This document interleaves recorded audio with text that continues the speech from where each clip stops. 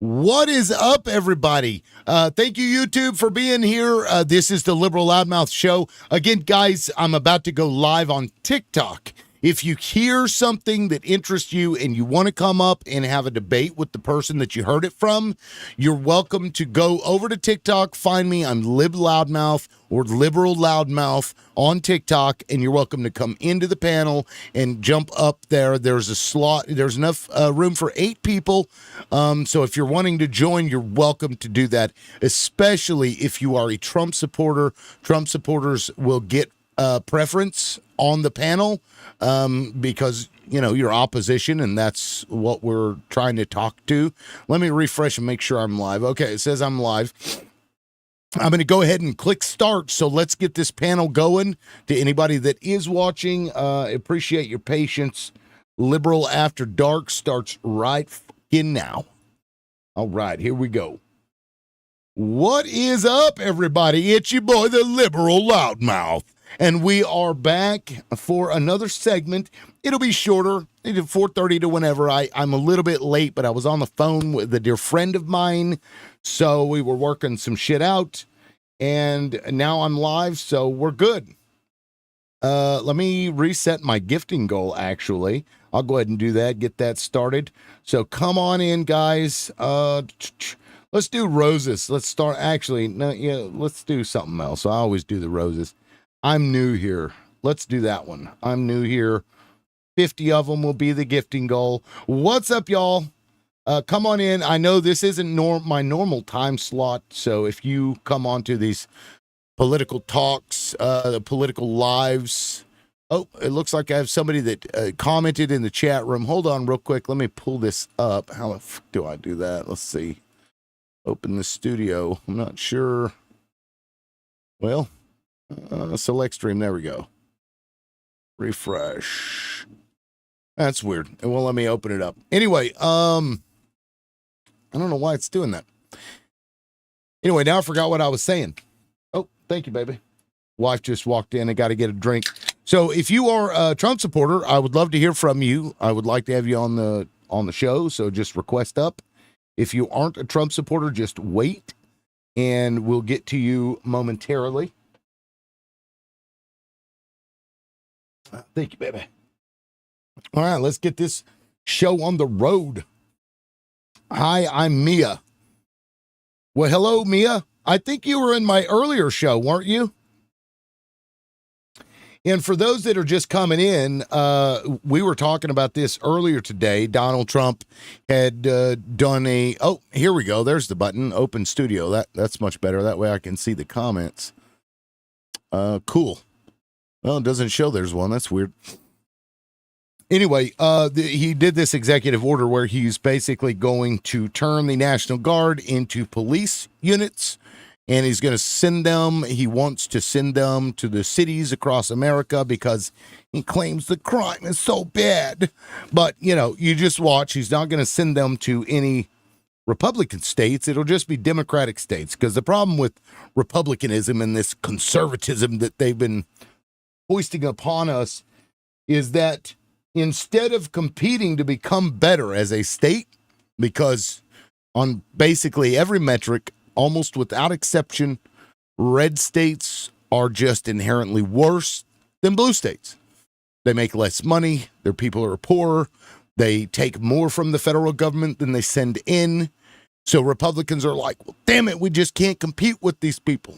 We can't earn more money. We can't have our property rates be better and our stuff be nicer. So they want to drag blue states down to their level instead of actually doing something that would better the people in the states. That's what we're dealing with.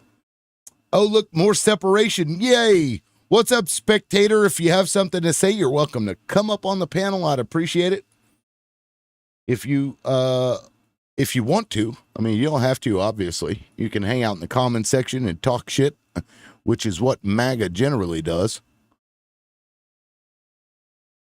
And I mean, what do you say, spectator? Do you think that Donald Trump should be turning our military into police force and sending them out to the cities where the federal government basically has control of cities in America? You think that's a good idea? Just curious.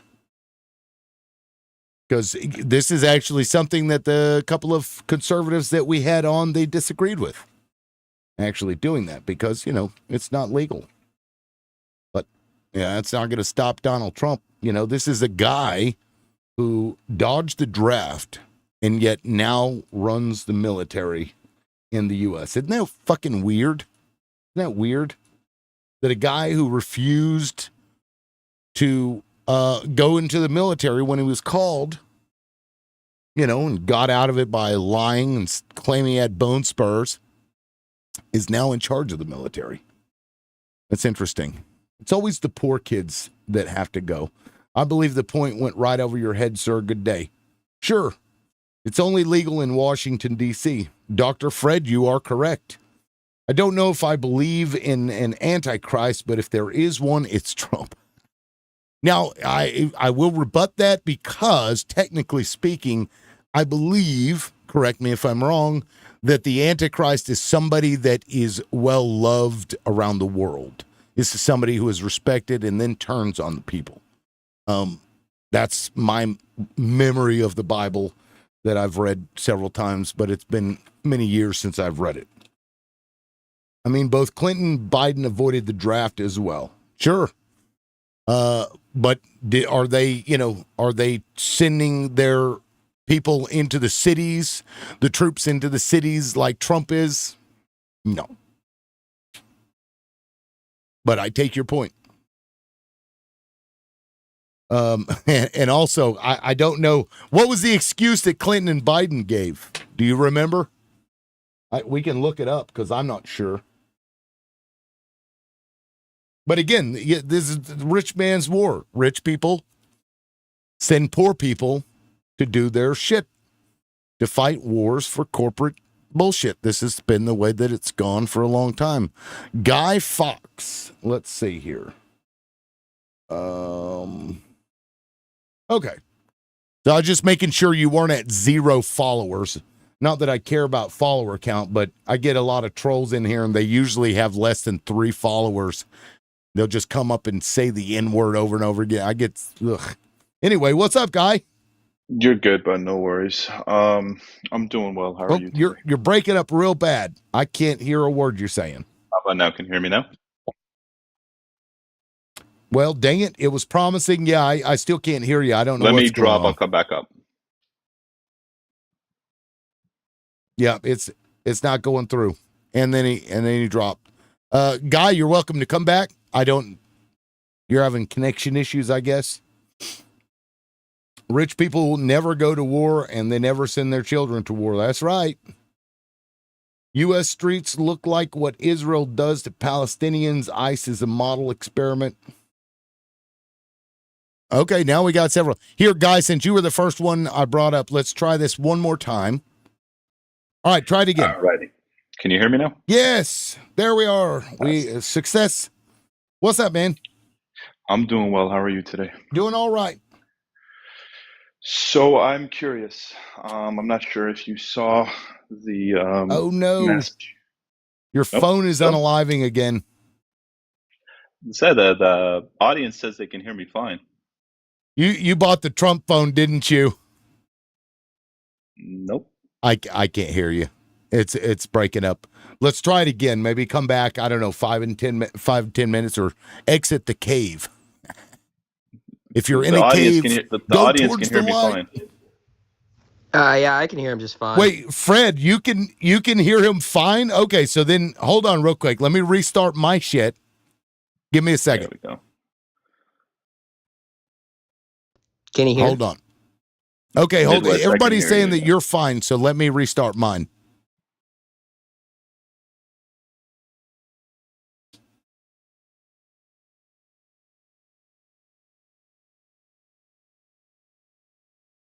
Okay, let's try that again. Go ahead and talk. Religion of pedophiles and baby rapers. That's not me. That's Midwest. Well, Guy, try it again. I don't make with the rules. That's what the Quran says. Okay, I can hear you fine now. Guy. Test 1, 2, 3. Okay, I think we may have, and that makes sense because earlier I pushed one of my Stream Deck buttons to play a sound effect to make sure that my audio was on, and it was kind of making a weird sound. So, my bad, guys, but we got it figured out. And thank you, comment section, for letting me know. I appreciate that. Anyway, Guy, you were speaking first, so go ahead and take the floor. All right, fantastic. I was wondering if you were aware of the mass pew-pewing event today in Minneapolis and the manifesto that was pushed out by the pew-pewer, who identified as a trans woman, leftist, anti-Semitic, and basically pushing all of the rhetoric that is commonly spoken on social media with regards to Israel, the oligarchy, Trump, et cetera, et cetera. And if you feel at all any responsibility because of you're pushing it right now. Okay, so no, I wasn't aware of that, but I'm looking at it right now. I did a live earlier, and I've been on the phone since. I haven't even looked at any of the new stuff. So you're claiming that this manifesto is what now? Can you say that one more time? Yeah, it's riddled with leftist ideology, anti-Trump, anti-Israel, anti-Semitic, anti-West, anti-capitalist. It's basically everything that you watch on TikTok daily when it comes to the pro-Pali community, when it comes to the intersectional woke left, and yeah, he unallowed a bunch of children. But I wouldn't say that this guy's solely responsible for that. If anybody's responsible for that, it'd be people like Hassan Piker. That too, sure. Who pushes actual violence. So, well, I mean, why do you think that it would be my responsibility anyway? We're not saying it's your responsibility. We're not saying. Well, that I was asking Guy. Guy made the claim. I'm capable of answering this. Sorry, guys, Again, it's not a matter of you're not personally responsible because you didn't pew anybody.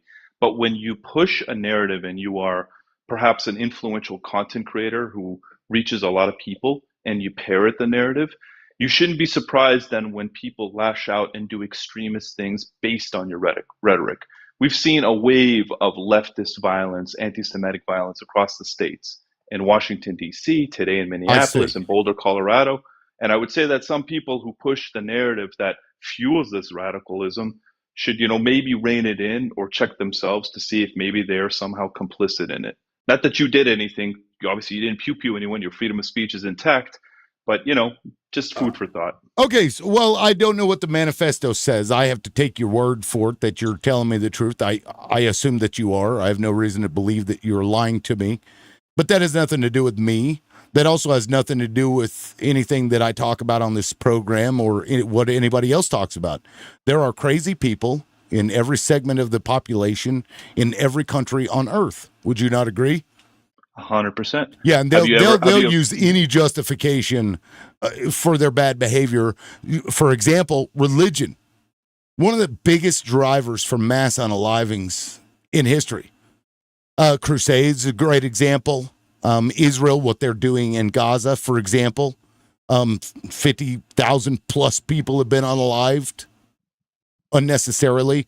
So, you can justify bad behavior using anything, but that doesn't mean that it actually caused that, right? You're going to conflate and try to compare T attacks, right? And you know what the word T means because TikTok safe words. Yeah. Where innocent civilians and babies are targeted by extremists to a war that has, collateral damage, where every single war in the history of war has civilian casualties. That's pretty disingenuous, to be perfectly honest. When you say that children are targeted, you're talking about what Israel is doing in Gaza, right? I'm talking about what happened today in Minneapolis. So when you bring that up, you don't want to talk about what they do to children when they snipe them in the head, babies? Do we not want to talk about that? No babies. Okay, so that's off the limit. That's off. No, it's not that it's off the limit, host. I'll tell you. That's the type of rhetoric that fuels the hate and the radicalism and the fear mongering and the hate mongering and the libel that then causes people to lash out because the Palestinian babies aren't being sniped by Israeli soldiers. Never happened, never will happen. No, they're really not. They're really not. Okay, the doctors just made that up. Yes, they did. Based on nothing. I'm not saying that people right. So doctors came forward and said that baby after baby were pew-pewed.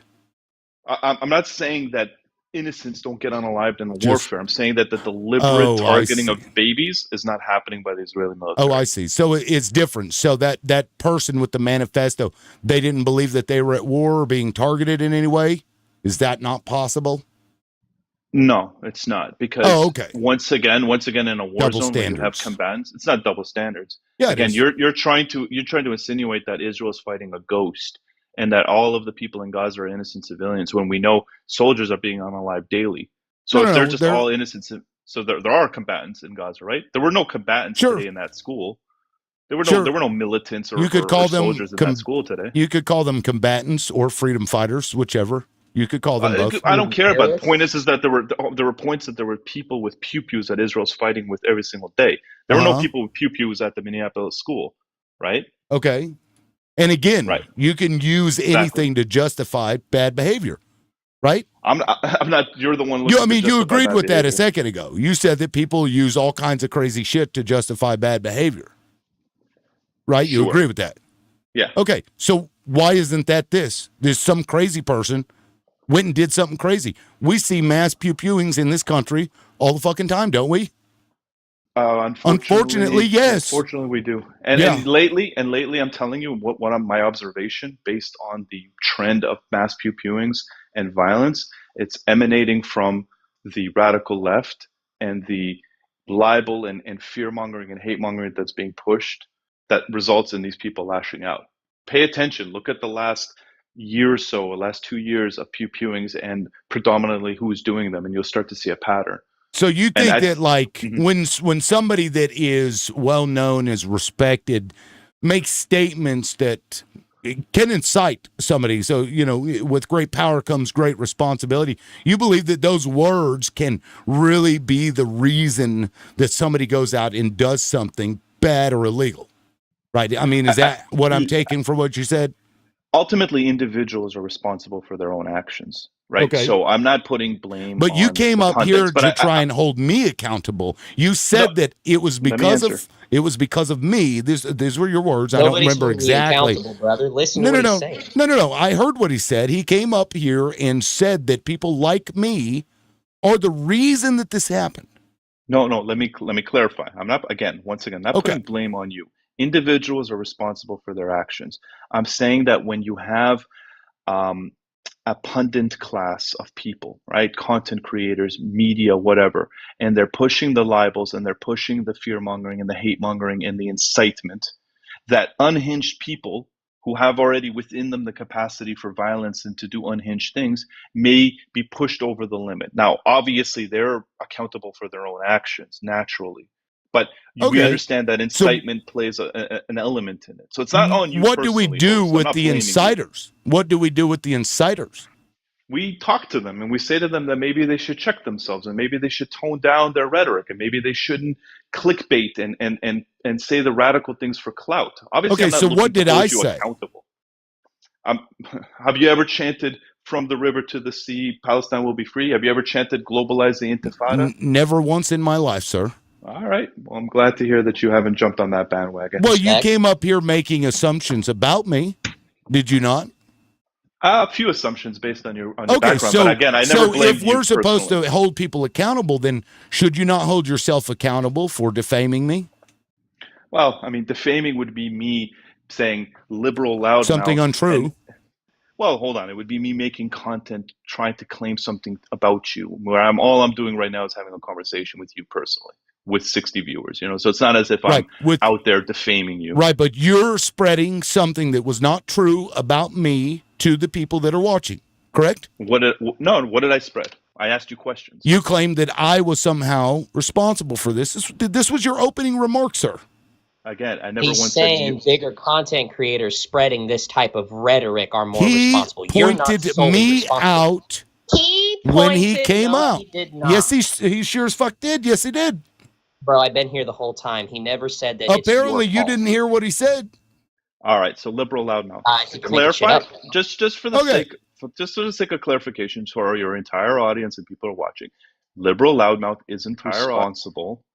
All right, isn't responsible for what happened today. Of course not. He didn't do No, anything in terms of the pew pewing. Just to clarify, what I'm saying is that we all play a part in the incitement of people, either to de-escalate things or to inflame things. And sometimes, especially if you're a content creator that has a sizable following and you create an audience, that we should all be very conscious of our words, because ultimately there are consequences. That's it. Just like when I run panels, bro, I try to be very, very tempered and moderate, and not to inflame or to incite and to quell any hate speech and to quell any And of have the you heard me do radicalism that we're that? seeing. Have I heard you do that right now Yeah. on this live? No, absolutely not. Have you ever heard me do that? No, I have never. So then heard why do did that. you come up here to hold me accountable for something that you believe other people did? I don't understand that. Well, once again, Do you I think told that's you helpful? the green screen that you have, okay?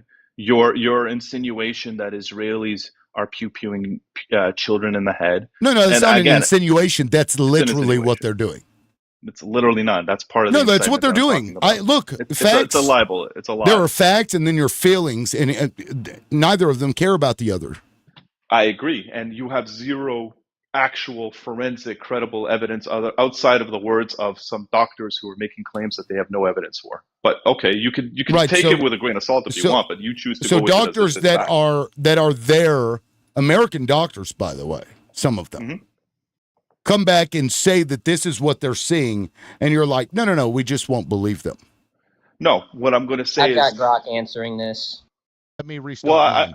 Here we go. Hold on. okay. No, you go ahead and talk, Guy. It's thinking. Yeah, no, no, pedophiles no, hold and on. baby rapers.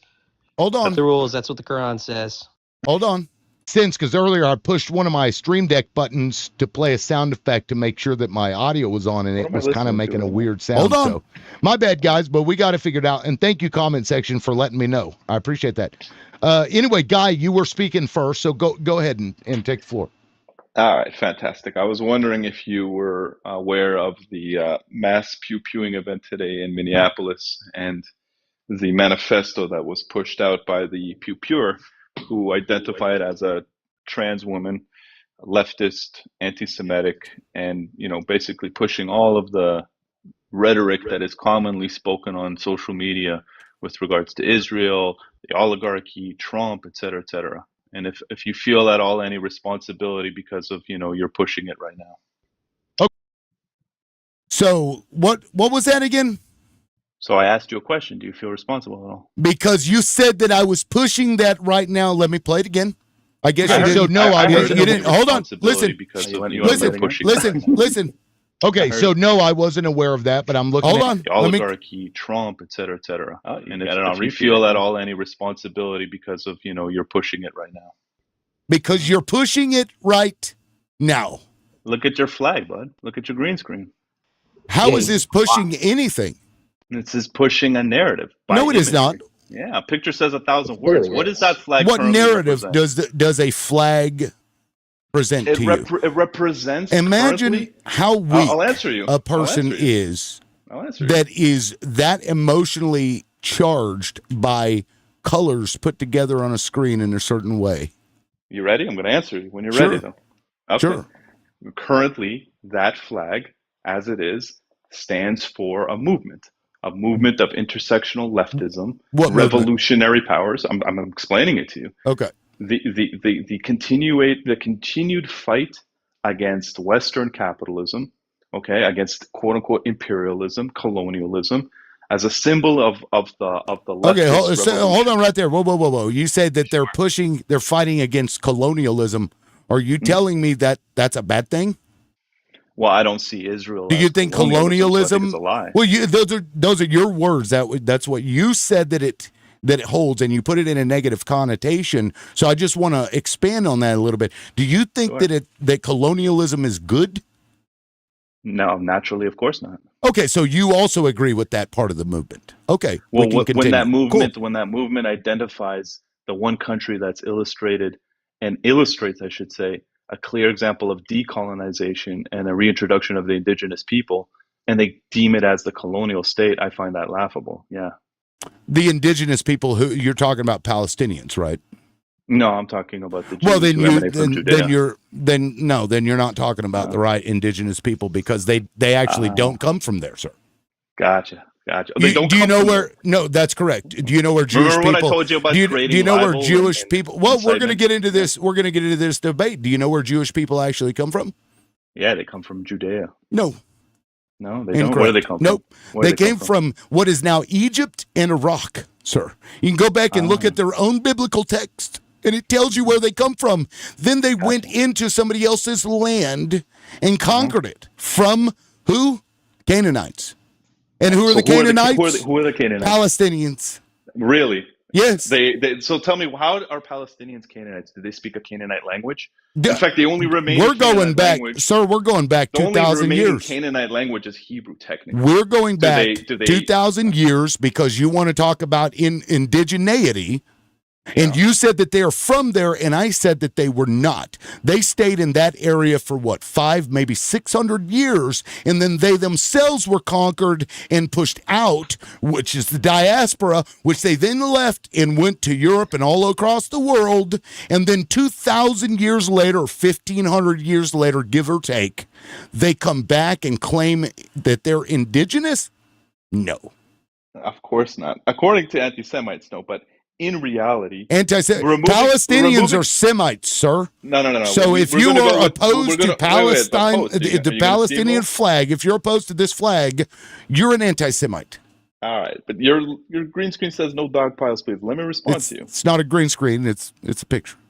I know, but I'm just saying, let me respond to you.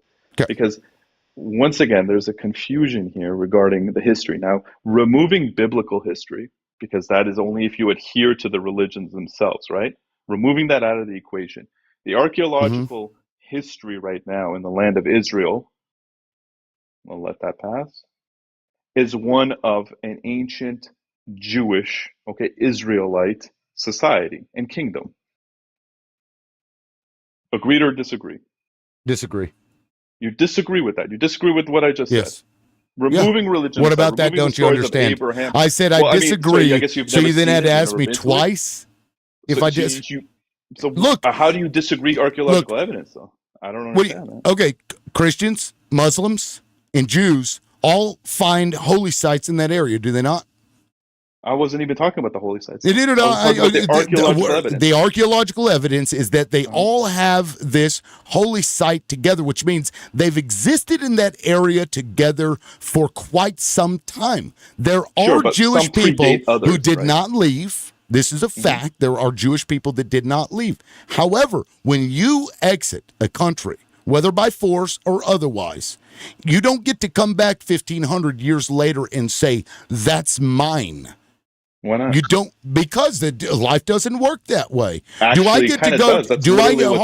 Do I get to go to Africa and say this is my country? Do I get to do that? You can try. Look, we're talking about what is valid. No. What is valid? Answer my question. Do I have an argument to claim that I can go to Africa and it is my place and I get to go in and unalive the people that are in the villages there and push them out and unalive their kids and unalive their parents and unalive their grandparents in order to scare the fuck out of other people so that they would then move from the villages? Do I get to do that in Africa because I'm from Africa? Such a hilariously so where's the line, sir? No. Where's the line? Once again, where's the line? When you have an Ottoman Empire that allows for immigration and foreign direct investment, and when the Zionist movement was purchasing land legally under the Ottomans, no one batted an eye, no one claimed anything, because at the time there were things called sanjuks. I'm sure you don't know what that word means. It means districts that were associated with the different demographics that decided to migrate there and set up their own autonomous zones. The Zionists did the same thing. Just so happens the Ottoman Empire lost in World War I, and the British and French Empire carved up the region. And as a result, the British Mandate of Palestine became a territory of the United Kingdom. Through efforts and work and migrations, the Jews, the Zionists, started immigrating and working towards eventually getting a state. You don't have to like it. It's not a matter of liking or disliking. And that has nothing to do with what we were talking about, sir. It has everything to do with what we're talking about. No, it doesn't. Because if a movement of people decide that they want to migrate to a place, legally, mind you, that's their prerogative, can do that. And it's no one else's business. Yeah. Sure. I have nothing. Palestine. I have nothing against that. I'm sorry. You're going to let me speak? I have nothing against people migrating there, which they did in great numbers. Starting, after the 1900s, they started going over there. And in fact, they created an agreement with Hitler, the Havara Agreement. to then move them over there prior to the final resolution. So this was taking place. Absolutely. These are facts, but it has absolutely nothing to do with what we're talking about. No. You can say reductive. You still never answered my question. Where is the line with which indigeneity ceases to exist, sir? I asked you that question. You didn't answer it because you know that it's going to hurt your argument when you do so. When do we stop being able to say, this is my land? What is the year? There is no statute of limitation. Okay. So you're saying at any point, I have a right, and any person on earth has a right to go to Africa and declare that that is their land. And if you have a governmental body that happens to be bigger than the country that you're trying to take over, then you have a right to that land. Is that what you're suggesting, sir? Can you prove ethnogenesis of your people is that what you're from suggesting, that African sir? country? Every human can. No, they can't. Actually. Every human can. They really can't. Yes, they really We're not can. talking about millions of years ago. We're talking about modern, history, recorded history. Oh, so again, I ask you, what is the line? What is the year cutoff to which you can no longer claim indigeneity? It's a simple question. You seem to have all the answers. What's the answer to that, sir? Is it 2,000 years? We're going to go 2,500 years. 2,500. Oh, I see. There we go. 2,500 years is the cutoff. Well, that's convenient, right? It's super convenient because you know what? You know what's interesting? It's hilarious that you say that because today, 3 generations and 75 years later, Israel exists. There's 3 generations of Israelis. So you tell me, what is the cutoff where Israel's illegitimacy, according to you, needs to be stopped and stopped talking about, and you want to remove the Jews and the Israelis from there because the Palestinians need to come back home? Whoa. What is the cutoff then? Wait. You just said that I want to remove Jewish people? Did you just say that? You want the dissolution of the Israeli state. No. I never said that. I never said that. What would you like to see happen? What do you mean? I would like to see Israel stop mistreating those people because they came in there with a much larger army, and they unalived a bunch of people. They sent in a T group called the Irgun to go in and terrorize people to move them out in preparation for what they knew was coming, which was this 48 borders that they created. And then that wasn't enough. So then after those borders, they then expanded yet again and took more land. What I would like to see them do is to stop treating those people like shit, start treating them as the indigenous people that they are because they existed there prior to Jewish Zionism ever even coming to fucking existence at all in the late 1800s. That's what I'd like to see because for 2,000 years or so, Jewish people, Christian people, and Muslim people lived in that area in peaceful harmony for that whole fucking time. Sure, there was spouts. There were spouts here and there. History, my friend. It's not revisionist history at all. You're ignoring monstrous revisionist history. You're ignoring the Hebron massacre. You're ignoring Hajime al-Hussani's poisoning of Tel Aviv waters. I'm not pivoting. Yes, you are pivoting. You said it was the Irgun that was bigger. Hold on, because look, the point that I was making was that you claimed I wanted to remove all Jewish people. I never said that. You asked me what I wanted to see happen, and that was my answer. And now you're calling that revisionist history. I want you to apologize for lying. Hold on, sir. I want you to apologize for lying about me yet again. You've done that twice now on this panel. All right. So you're a liar. Your telling of the history. Whoa. Nope. Yes. We're not moving along until you say, I am sorry, sir. I made an assumption. I made an assumption about because you claimed that I want Jewish people removed. I've never said that, nor do I believe it. So you can apologize now. What do you want? I want you to apologize to me because twice now you have defamed me on my own show. I'm going to give you something. You ready? All right, I'm going to give you something. If you don't want Jewish people removed from the land, okay, I apologize that I insinuated that. Thank you. Now let's move along. You're very welcome. All right. In Midwest, I dropped you because I don't need the childlike screams. That's childish. I don't understand what you're bringing to this conversation anyway. If you'd like to come up and have a conversation, I will bring you back in, but that's totally unnecessary. Anyway, go ahead. The framing of how the big bad Jews came in with a large army with the Irgun and terrorized these people is the revisionist history I'm talking about. Okay. The Jews were outnumbered, I'd say, I think at the time, like 3 or 4 to 1 in terms of numbers. Just in what eventually became Israel or Palestine. Okay, once the state was created, we're not going to talk about the Hebron massacre or Hajj Amin al-Husseini's poisoning of Tel Aviv waters or other events that happened against persecution of Jews. Once the state was created, 600,000 Jews, okay, there were 4 different armies that decided to declare war. So the idea that the big bad Zionists and their quote unquote modern army, which wasn't, was somehow bigger than the enemies that it defeated is just revisionist nonsense. You're wrong about it. It's not revisionist, and nor did you prove that it wasn't. The Irgun was a T group, was it not? Sure. And they did T-acts, correct? Sure. And I literally talked about nothing the of what I attacks that were said happening was. against Jews. And again, you just fucking lied a third time, sir.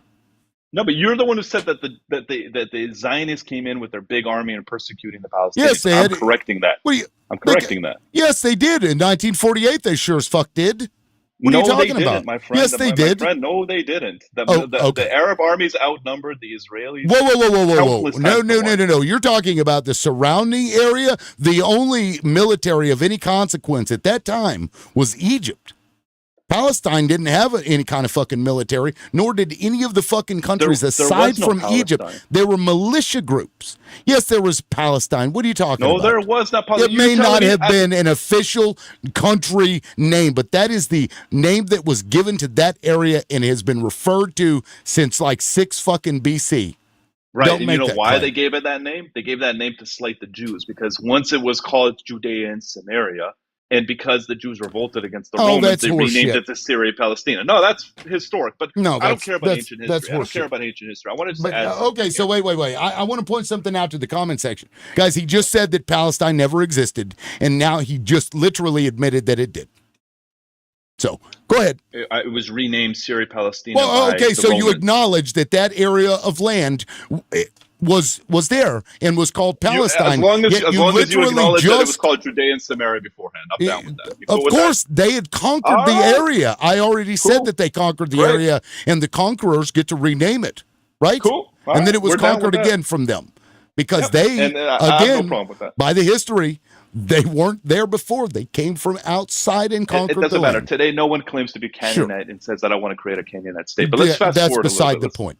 But So go let's ahead. fast forward to what I was going to say, okay? Because once 1948 ended, all right, the war ended, you tell me, why didn't they create a Palestinian state in the West Bank, aka Judea and Samaria and the Gaza Strip? Why was it occupied by When? Egypt and What Jordan? year? After 1948, the armistice lines, okay, the war ended, okay, Israel became a nation state, it became a UN member nation state by May of 1949. Why didn't a Palestinian state be formed in the West Bank, aka Judea and Samaria, the Gaza Strip, and East Jerusalem? Why was it occupied by Jordan and Egypt for 20 years until the 1967 war?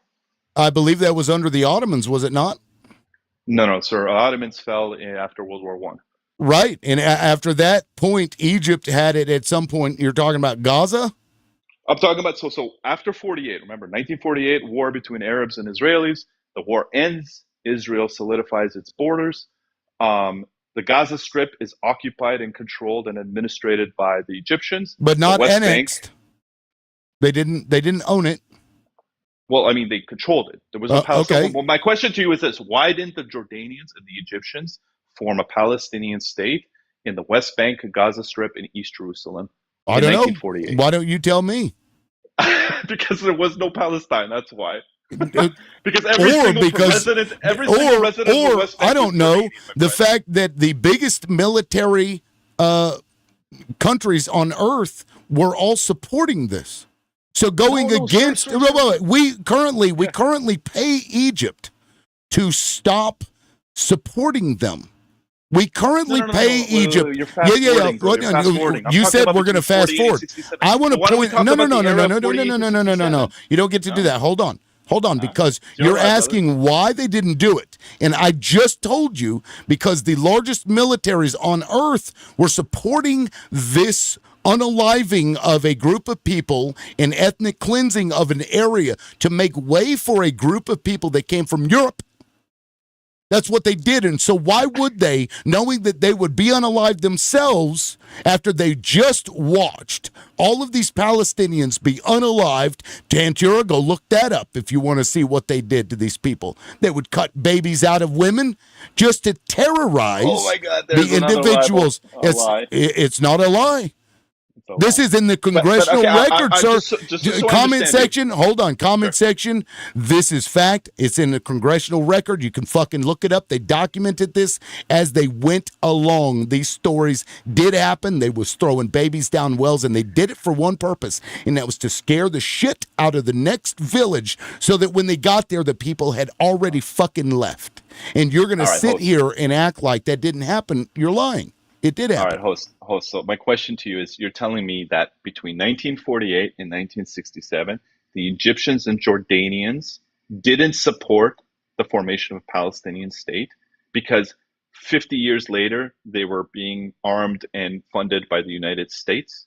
Is that your argument? No, that's not what Because I said. at the time, Egypt and Jordan were being funded by the that's not what I Soviet said. Union. You can play So then straw explain- man and so- argue that. It's not straw man. I'm asking you a very direct question, Sure. my friend. Sir, you are the host. Why Yeah. didn't Jordan and Egypt form a Palestinian state in 1948 in the West Bank and Gaza Strip? I just It's told so you. simple.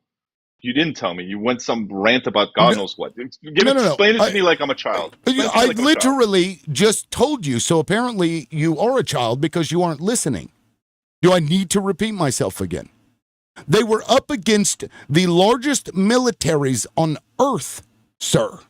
And Which if they were to militaries? do that, the U.S. and Britain. What are you talking about? What are And you the talking the about? entire UN.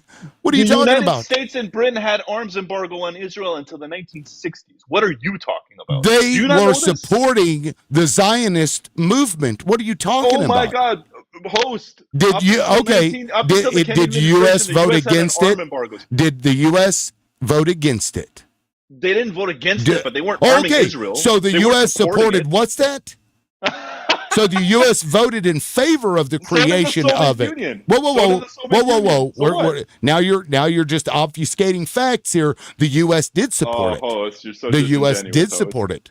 They did Host, support the it. The U.S. didn't support Israel and didn't arm them. They wasn't backed by the largest military. And That isn't doesn't the reason, doesn't isn't the mean reason that the anything. Egyptians and That- the Jordanians that has didn't nothing form to a do- Palestinian state. That has nothing to do with the surrounding Bro, countries. Come on, man.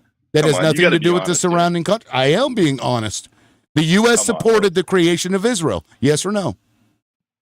Of course, they voted yes in the UN Okay, partition. so why And they in the recognize fuck that as a would you state. think that Egypt and Jordan would be looking at the U.S. and be like, well, we're going to go ahead and we're going to do what they don't want us to do, and we're Are going to you further poke this beehive here? What are you talking Right. about? At the time, the I just Soviet told Union you. was back. At the time, the Soviet Union, which was comparable to the United States in terms of military tech and reach, was funding and supporting the Egyptians and their Jordanians. Okay? And fact of the matter is, Israel wasn't opposed to the formation of a Palestinian state in the West Bank and Gaza Strip because it had no claim over it. Fact. The Egyptians could have created a Palestinian and said, hey, Gaza and Jordan, And- hey, West Bank, form a Palestinian state. Here, this was the land that was promised to you. Instead, Jordan annexed And- it. and- every single and West what does Bank that matter? resident was a it matters for the simple fact that How there was does no that- Palestine. We're going back around Oh, to so the this is original point that there was you're no going Palestine. over all this to claim that there is no Palestine when you already acknowledged that there was. No, You literally said that there I'm were. Do saying you in want me to terms play of it a back nation again? In terms of a nation state and a movement, sir. Wait. So Are you gonna talk no. about I Syria, said that Palestina, the Romans Palestine calling the has land been Palestine? called. It's been called Palestine since Oh, forever, come on. and you acknowledged this by saying that. Oh, well, they just changed the name to hurt the Jews. Right, but there That's was what you no said. Palestinian people. There was no Okay, Palestinian they state. just. There was no I Palestinian see. nation. And that That's my means point. that a group of people get to come in there.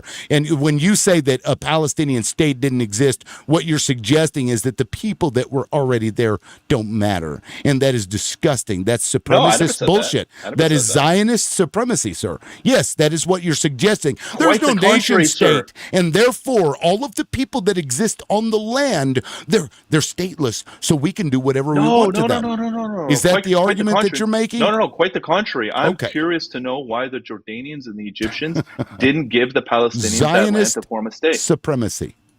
No, quite the contrary. I wanted a Palestinian state there. That would have solved everything. Fact of the matter Okay. is, Are the they Arab world never wanted are Israel they to exist. are they They were acknowledged internationally today? no, today they're not. Well, some places it's kind of in the gray Okay. area. Yeah, you They have better clean that up. they have observer status in the UN, and some countries Right. recognize them, but they don't have Countries- official yeah. borders. Yeah, and and, whatnot. and native tribes, which are sovereign in this country, also recognize them. Good for them. I mean, that's their prerogative. They can Yeah. do what they want. Yeah, so But I guess can we if we're be doing honest that, with each other here? if Mhm. if the indigenous of the place, which your claim is that it's Jewish people from Europe Mhm. that get to claim indigeneity to No, that from region. Jewish people from Judea. No. Clarify. These people came from Europe. No, they came from Yeah, Judea. no. Let's be honest. The ones that were there were already there. No, listen. There was a, You know, go you know that you know go this away history. for You know that- 2,000 you know they fought- years. Yeah. You go away for 2,000 years. How much of your bloodline is left? I mean, that's not how indigeneity works. You don't need blood quantum for indigeneity. Sure. You know that. Again, I get to go back to Africa and demand that I have a fucking Hey, state listen. there. If you Yeah. want to stake No, your claim that's in your the land and argument, claim not it as mine. yours, That is you're more than not welcome to try. my argument. That is your argument, sir. But look, again, There's that giggle. There's that Zionist giggle. You know what's it's a giggle interesting? because I think it's funny. No. because you What's don't really know the interesting history and it's- is that you pretend to be an when I authority. get Zionist supremacists that come up here on this panel, they all giggle like that when they know they said something stupid. Well, no, I'm Yeah. giggling because it's it's embarrassing how little you know. No, about it's this history. But embarrassing It's okay. Look, that I'm going to. I'm going to, No. What's embarrassing for you is the fact that you have had to correct yourself on my panel 3 times. You've apologized to me once because you made assumptions about me, and you want anybody that's watching this to take anything you say seriously? I mean, Please. listen. You thought that the Ottoman Empire still controlled the land in 1948. So I hate. How do I even have a conversation? No. It's like I could write it in crayons for you, but I don't think it'll help. Like let's be No. honest with each other. No. No. And again, you said that Egypt, had Gaza. Why didn't they They did. create a Palestinian state? Why didn't they do this? Correct. I'm Why sorry. didn't The they? people there that were there should have been allowed to stay where they were. And Israel, the Jewish people, Israel should have assimilated to them. No, They that's should not have how it just works, joined actually, no. them. Yes, No, that's not exactly how that it worked. Actually, it's Yes, literally not how it works. that is no. the way that it 'Cause should then have you don't worked. understand you don't understand what Zionism's all about. No, It's I about understand Jewish what sovereignty- Zion. No. Jewish It's sovereignty about and no. self-determination. That's not what Yes, Zionism yes, is. yes, That's literally not what it's about. Zionism is. It's It literally is. Jewish supremacy. No. Yeah, not yes, it supremacy. is. No. Zionists Because the are idea- supremacists. No, Zionists God are forbid. colonialists. Even Jewish in the- people even are the not. Even in the Zionists Israeli Declaration are. of Independence, it says a plurality of people. All it ever was and all it ever will be is about self-determination and sovereignty. Because you Bullshit. admit, after 2,000 years of persecutions, expulsions, pogroms, inquisitions, costs, at some point the Jewish people determined that their own Which they're now doing to future is- other people.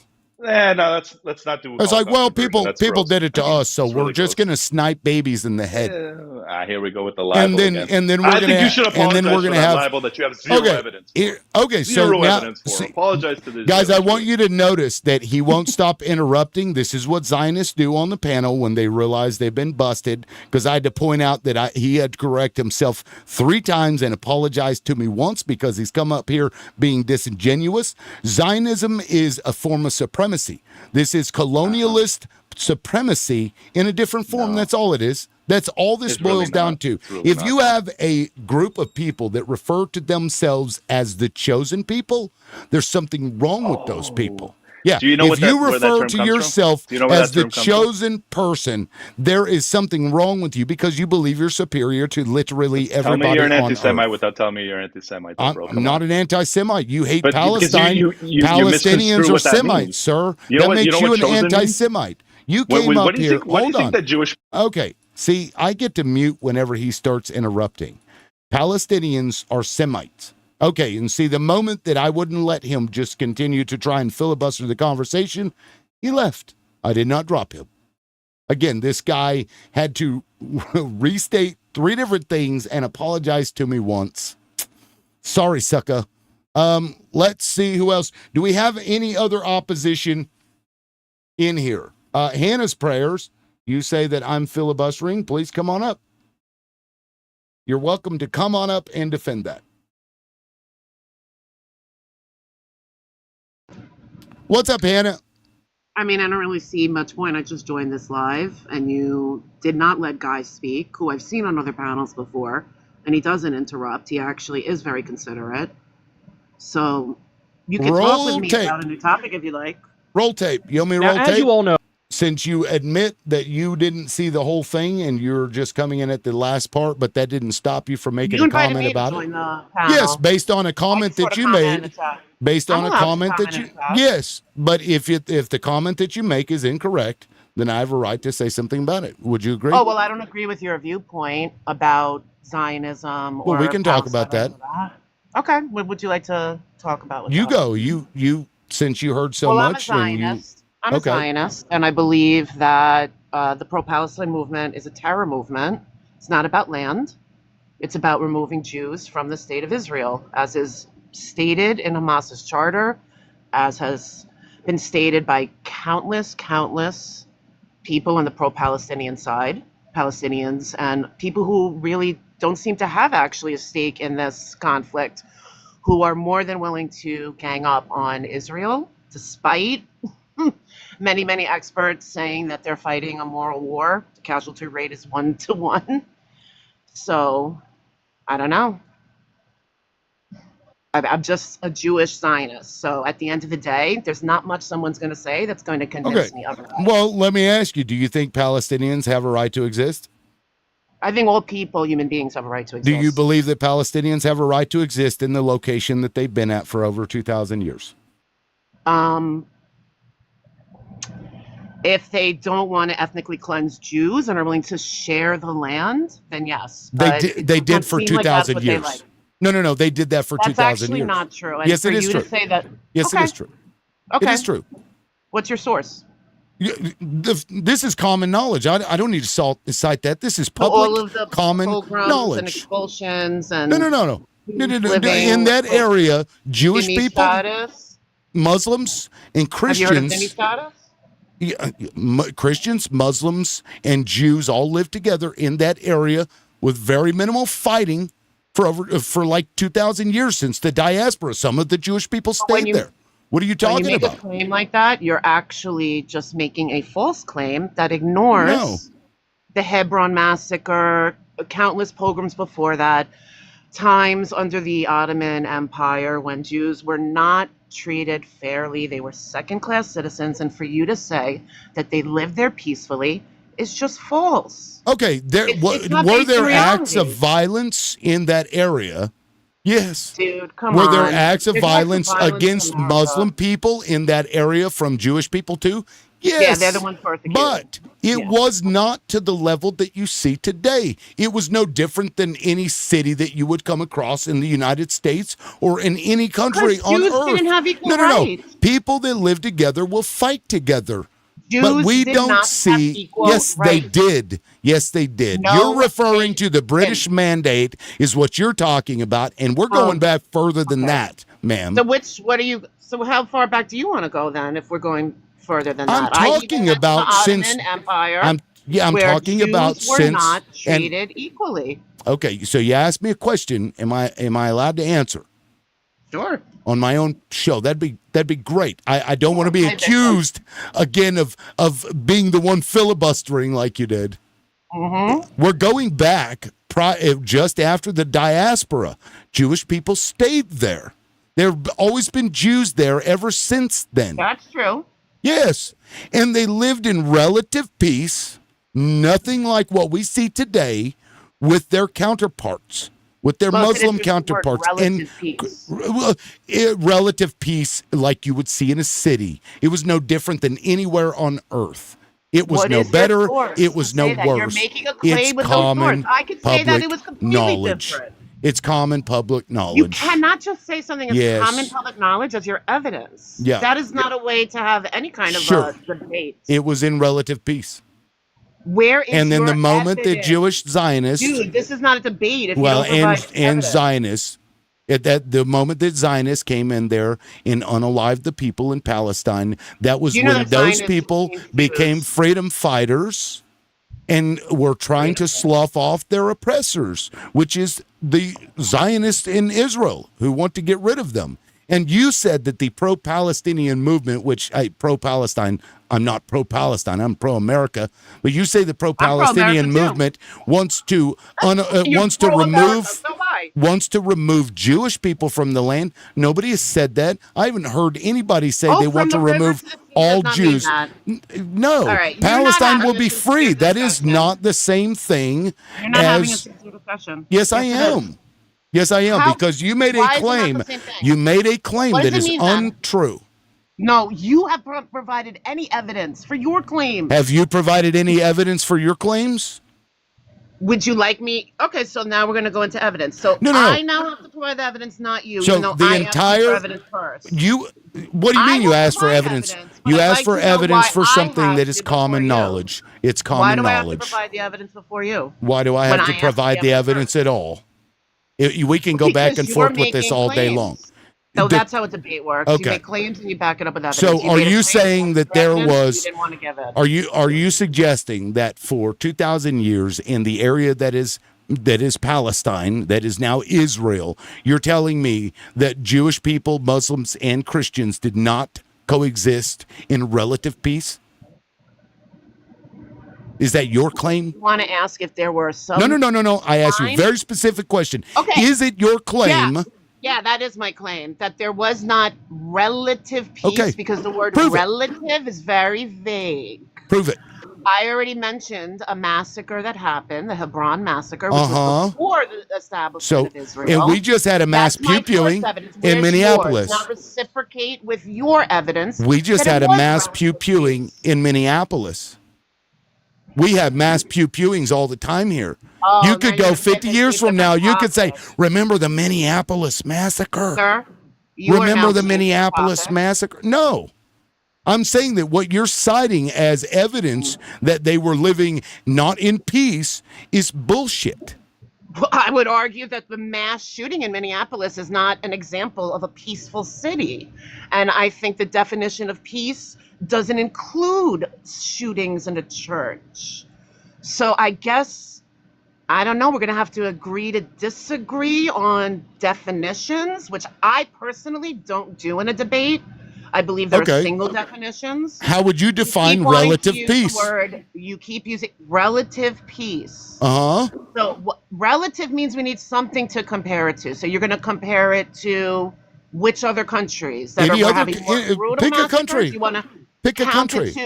compare it to what? Countries in Africa, Sudan? I mean, what's the relative peace? okay. Because in the 1300s, people were more brutal. Okay, so how There would you weren't war compare crimes, so the it's lack of relative peace? How would you compare the lack of peace? The fact your claim that there was people no are peace. Constantly expelled from that land, which is their rightful homeland. Once. Their synagogues Once. destroyed. Once. Their synagogues destroyed. Constant invasions.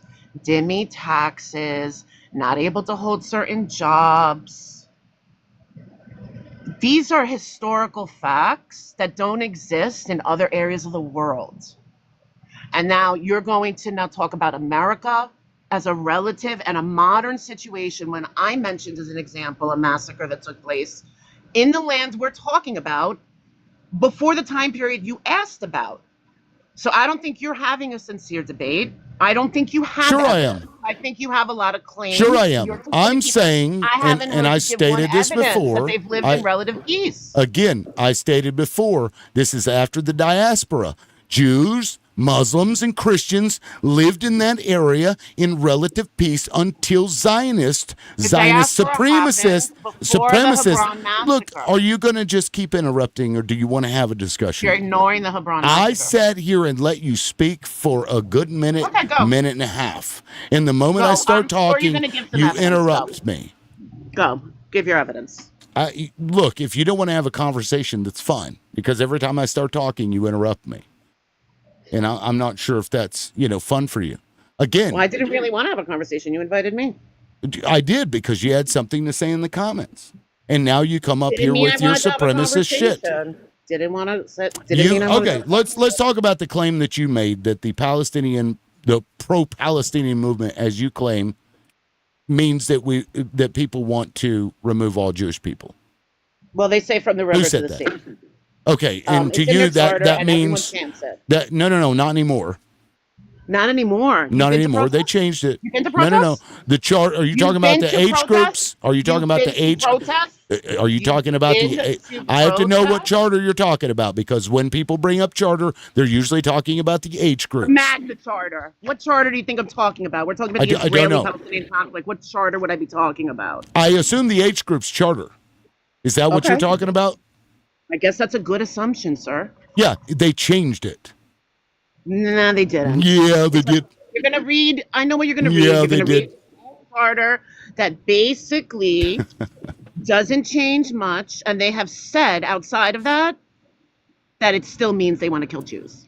Well, let me ask you this. It's a bit of a pivot, I guess, but it's a fair comparison. Do Native Americans own all of the land in the United States? Well, not a fair comparison. They do own land. It though. is. They have. Do they own all of the well, they do land own. that they used to occupy in the United States? Guess what? They could if they had a Should they? political movement that maybe they should actually. Should they? You think that Native Americans Maybe. should go into other cities and start pew-pewing Are and they asking us? unaliving Oh, I didn't say that. Americans That's us. to take That's over? us. I'm just asking if that's what That's they what should do Hamas does. in order to take their stuff back. Well, No, that's Israel what doesn't Jews do did. that, so why would I tell? That's what the that Native Zionists did. Americans did. Again, Native this is Americans are indigenous. look, this like is Jews are. colonial supremacy. That's No, all it it's not. is. And it's disgusting, to be quite honest with you, because Okay. I asked you if they have a right to exist, and you said, well, everybody has a right to exist, but you won't acknowledge that the Palestinians were there prior to Zionists showing up and unaliving them, Well, which I is a never didn't fact. admit that, actually. Which is a Never fact. denied that. It's a Never fact. denied that. So they should exist in this. Are you for a one state solution or a two-state solution? Well, when Kiefer and Ariel were strangled by the bare hands of Palestinians, I no longer wanted a two-state.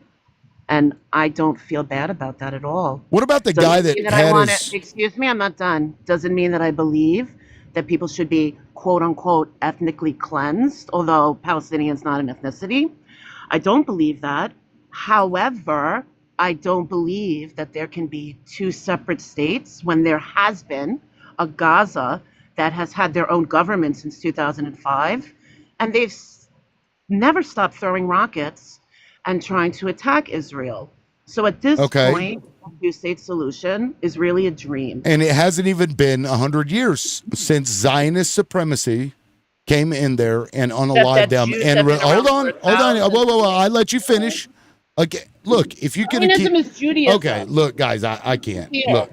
Okay, if you're just going to come up here and interrupt every time I speak and then bitch whenever I try to get a word in while you're talking, just don't come up here. Let me go ahead and pull somebody else in. Who else is opposition on this? That's ridiculous. That's two people now, technically three. You guys just can't help yourselves. Look, Zionism is supremacy. It's no different from white supremacy. It's colonial supremacy. That's all it is. They believe that they have a right, that they're indigenous to this land. This group of people that went to Europe for almost 2,000 years, then wants to turn around and go back and say, we're indigenous to this land that we took over, that we conquered, even though they aren't even from there. This is crazy. These people they're twisted. They're twisted. These Zionists are disgusting. And that's all I got to say about that. And I'm not even pro-Palestine. What I am is anti-unaliving people and forcing them from their own fucking lands. But that's what they did, and here we are. These people have never accepted their lot in life, and I can understand why. If a group of people were still oppressing me over a 100-year period, it's been, 70, 80 years now, I wouldn't be happy about it either. Who can blame them for being pissed off about it? I certainly can't. And when you get people like that represent the people that are doing to them like sniping babies in the head, which is what Israel is doing. When you get people like that who come up here and preach their hate and their supremacy, it's no fucking wonder the world is turning on them and they're doing it to themselves. All right, we got a couple of people here that's requested up. Bro thinks he's Yair. I don't know if this is opposition or not. If you are opposition, and we don't have to talk about Israel, you're welcome to come up and talk about whatever you'd like. What's up, bro? What's up, my guy? I'm definitely not opposition. I'll drop super quickly. Just wanted to state some lies. She lied about dhimmi status abolished by the Ottomans in 1857. She lied by omission about the Hebron massacre. Reports say it was as low as 12 Jays unalived, and Arabs actually shielded some J families. That's all they do is lie. You're calling them out. I love it, but my advice to you is just have a concept fact check going. Do not take anything they say at face value, because that is how they operate. The truth will expose them, so they must lie. Yeah, no, and status abolished. The comparison with the Minneapolis pew-pewing was perfect because those things happen. They happen in every country. These things happen. This is what's called relative peace. It's like, yes, you're gonna have moments of these violent outbursts, but it's like that in every country on earth. Exactly.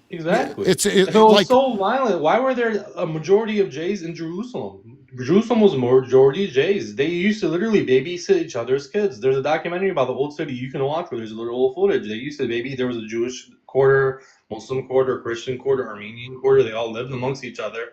Nowhere on earth is there relative peace. I'm in Ann Arbor. There's crimes every other day. It doesn't mean that there's full-on war. This Zionism has literally caused hundreds of thousands of unalivements. It's fucking gross. And then to have them sit up like that first guy. Did you hear that first guy? Yeah, Guy Fawkes. He's awful. He's like a gay supremacist. It's inherent.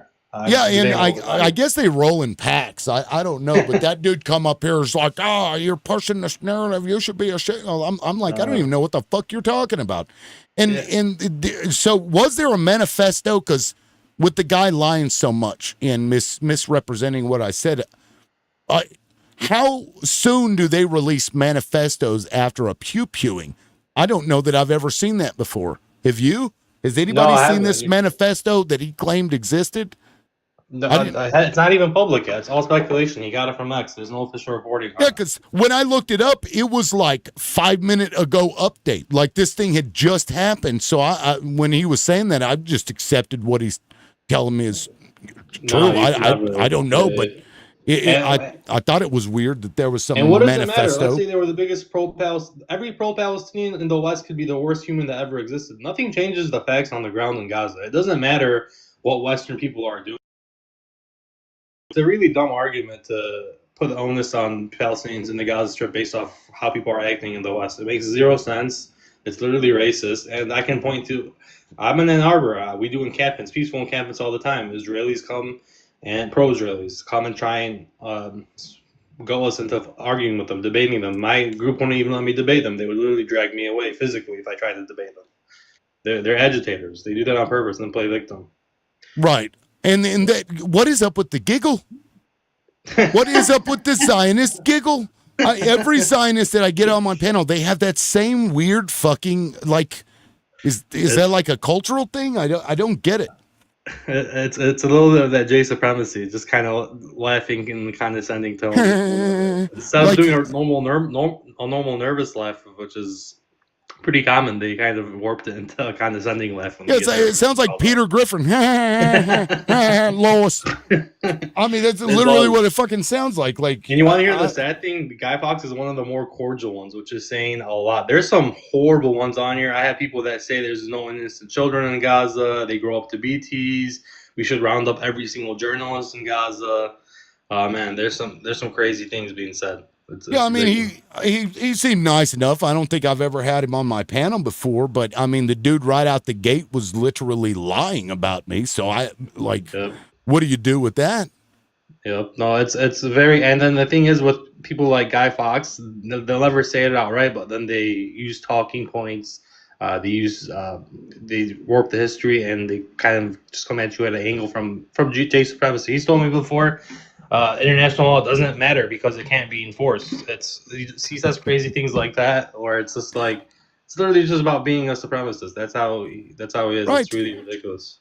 And then they play victim. Like he called you a HCOS inverter, dude. Last time, where I was criticizing how the Israeli army only investigates themselves, never provide independently verified info. and we're supposed to just take them at their word. And I bring up how that's just like asking the Hutu regime to investigate on the G side, or asking Schmittler to investigate the gas hey, chamber. Donald Trump, I why don't became you ASOP. investigate the crimes against humanity you've been doing? Right. We're going to believe that investigation. Yeah, it's a bunch of horse shit. No, and then, like, when she was asking me to prove what is common knowledge, which is that they lived in relative peace, I mean, until, basically, the late 40s, I guess, is when air guns started really coming in there. You can't prove a negative. If there weren't things that happened, how am I supposed to prove that? Literally, you would have to show her every single day for Right. decades where there was no violence. It's all, the onus is on her to go find us some more Right. quote unquote massacres. Like you're telling me you're Yeah. justified to take all of Palestine because a dozen or maybe 2 dozen at most and Hebron were unalived. Like it's ridiculous. Right. It's a massacre no bigger than what we see in the country all the time in the US. So And lastly, then I'll let Crazy. you get another opposition. I want to also say they keep mentioning this river to sea. They have no issue with the ruling party of Israel, Likud, which is a very far right, horrible party. They literally have it in their charter in '77. You can fact check me on this. They literally have it, and they even rhymed. That sounds catchy too. It's something along the lines of Israeli sovereignty from the Jordan River to the Mediterranean Sea. So why is that okay? And then the crazy thing is the Palestinians Greater chant Israel. River to sea. They're literally doing river to sea. They destroyed Gaza and they just voted to annex the West Bank and what they call Judea and Samaria, which is literally ridiculous. It's just Right. them trying to normalize theft. It's ridiculous. They're literally doing river to sea, but cry about Palestinians calling for river to sea. Right. And I mean, let's not talk about the, greater Israel wants. A lot of them want to take even more of some of the other nations around Yeah. them. So And then another lie that I thought- God gave us this. It's Such ridiculous. it's such a weird thing to like latch onto and expect everybody else to believe in. I don't know. It's And then crazy. let's say you give them for the sake of argument, just say that they are indigenous. So why do land claims count for Jewish people in Israel, ancient land claims, but they don't count for the indigenous Americans? That guy Fox lives in America. He lives literally on stolen indigenous land. You know what I mean? Right. Like, why don't you forfeit your private property to the indigenous in America before you start making ancient land claims in Israel? It's ridiculous. It's very hypocritical. I want to mention, he talks about how there's like other ethnicities in Israel. He never wants to mention this to you. He lied by omission. He never wants to mention that they require a Jewish majority by hook or crook. They literally will not accept being a minority in Israel, Which is white. It's supremacy. We see that with white Christian nationalists in this country. I have them up on the panel. They complain about the same thing. It's the same thing. literally, like as Guy Fawkes, what would happen? Because Arabs do birth at a higher rate, supposedly a lot of the times. I'm curious, what would happen if they end up being a majority? It would literally will not be allowed. They allow right of return only for Jays, which is a supremacist law, the nation state law. They require being a majority, literally, and we see things like what's happening in Gaza. They want to ethnically cleanse them. That plays into their hand of making sure there's not too many Arabs there. They're literally they can't be a minority. They literally will refuse. Right. It's 100% known. It's not a secret. They'll all tell you that. They can't. They require a majority. It's ridiculous. But I appreciate you having me, host. You're doing God's work, and please fact check these people as they go. Don't take anything they say at face value. I learned that the hard way. Manifesto. Because when he said that, I'm like, man, that's really fucking fast. Once I seen how recent that pew-pewing was, I was like, I ain't never seen him release a fucking manifesto like that. But I didn't say because I don't know. Chicago landlord that was pro-Israeli that stabbed a 6-year-old Palestinian child. I remember that. I didn't even think Yeah, about they that. never mentioned that one. They never We mentioned that started one. watching High Country the other day. What the High fuck? country. Host, I appreciate having me. You got to follow for me. Have me pop up whenever you want if you want me to be a fact checker in the future. Yeah, I appreciate it, man. I appreciate it. Have a good Yeah, one. thank you. I don't know everything, but I think I do. Just kidding. Yeah, I'm sorry if my mic's not working all that great, but I'm really afraid that kind of the same thing that he's describing what's going on is kind of going on here in America with the Mexican population. You kind of hear from the Republican side that, they're, I mean, at least, on the more racist end of the spectrum, is that like, white people are becoming the minority in America. And like they are kind of suggesting that we need deportations and, like, a bunch of terrible things because they're afraid that white people are becoming the minority, just like Israelis are afraid of becoming the minority over there. And look at what they're doing over there. And I'm kind of afraid that if powers go unchecked here in the States, that we could be looking at the same thing with just a different population of people over the same fear, which is kind of just, absolutely ridiculous. It's the same mindset. It is the same exact mindset. And matter of fact, we had somebody up here the other day that was bitching because white people are becoming the minority. Mexicans are going to outpace us by like 3 times the birth rate. I had somebody just the other day was saying that. I'm like, you sound just like everybody else. This supremacist shit. Like, I don't care what the makeup of the U.S. is. I know we need to deal with this Jewish supremacy. Yeah, getting out of hand in America. It's nuts. It's Everywhere crazy. Can I just back up a little bit? You want to back up Just to want to what? back up. Go ahead, Number Dangerfield. one, Palestine, okay, they are Israeli citizens. People don't know this. They are 80% Muslim. Israel is 20% Muslim. So this business of, Jew versus Muslim is a bunch of bullshit. All it is, it's a land grab. And back in 1948, Israel was created basically because nobody wanted to take the Sea Camp graduates. And so, hey, let's send them there. No, that's not true. Vacant land. Danger, that's not true. And then we gave them basically statehood. Excuse me? That's not true. They were. Yeah, it is. Believe it or not. No, my dad was with the OSS. It isn't true, and I'll explain how I can. My dad was demonstrate with the to you. OSS, and I'll tell you why. I can demonstrate to everybody that's listening that what Dangerfield just said isn't true. This wasn't a solution because of the sea camps. That's not what this was. They were migrating to Israel or to Palestine prior to World War II even starting. And in fact, they made a deal with Hitler called the Havara Agreement to give them passage there. This was prior to the final resolution where he's finally like, well, it's just unalive them. This predates World War II. This Zionist mentality started in the late 1800s. My dad was with the OSS, and one of his jobs was to escort Sea Camp victims to Israel. Okay? Because no European nation, no other nation wanted them. The only other nation that would take them was the United States. I don't think we took them. I think we refused them. No, we took them. You'll see there are a lot of guys with numbers on their arms and women with numbers on their arms. We took them. But that was the only basically safe haven for them. Not that we were ostracizing them or anything else. It was a safe haven. And Palestine was part of it. And all of a sudden, people don't know. They've never lived in the Mideast. I did, okay? People like Hamas, people like the Taliban, all of these crazy creatures, they don't realize that, the threat, just the threat of these people, these extremists, they will not only unalive you, but they'll unalive your entire family. You're talking about friends. You're talking about Israelis, so right? That's the threat. You're talking about Israelis, yes? Well, what happened is I'm talking about when Hamas. I don't know if I'm allowed to say Hamas. H group. The H group, when they invaded and did their thing. Oh God. Okay. Are you a Zionist, Dangerfield? Me? Are you kidding me? I'm a Greek. That doesn't matter. Zionism is a political ideology.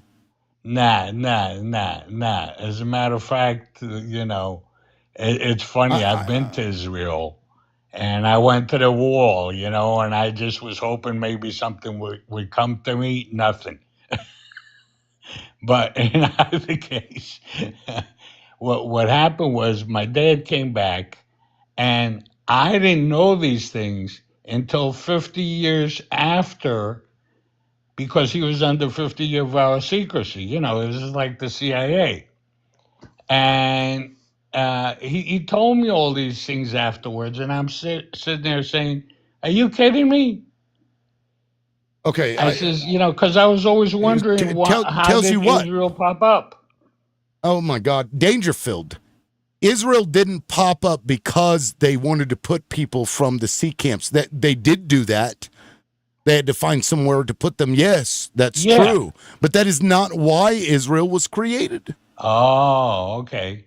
All over the world. I too. just assumed that. Talking about they were in the Yeah, UK, correct. America. They went to every so many countries in the world have sea camp victims in them. So many countries took them. Austria, Poland. So many took in victims. Oh yeah, Greece did too. We think we took 200,000. So, okay, Aaliyah, is that? Ailey.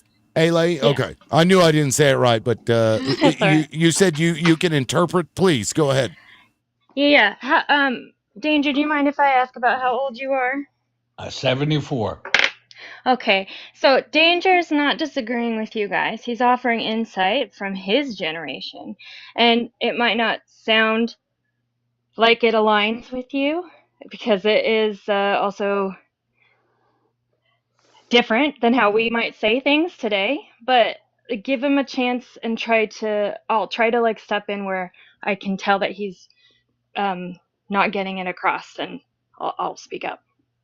Now, the only opinion I have is simply that I know the H group did a very bad thing, and they killed or stole about a couple thousand people.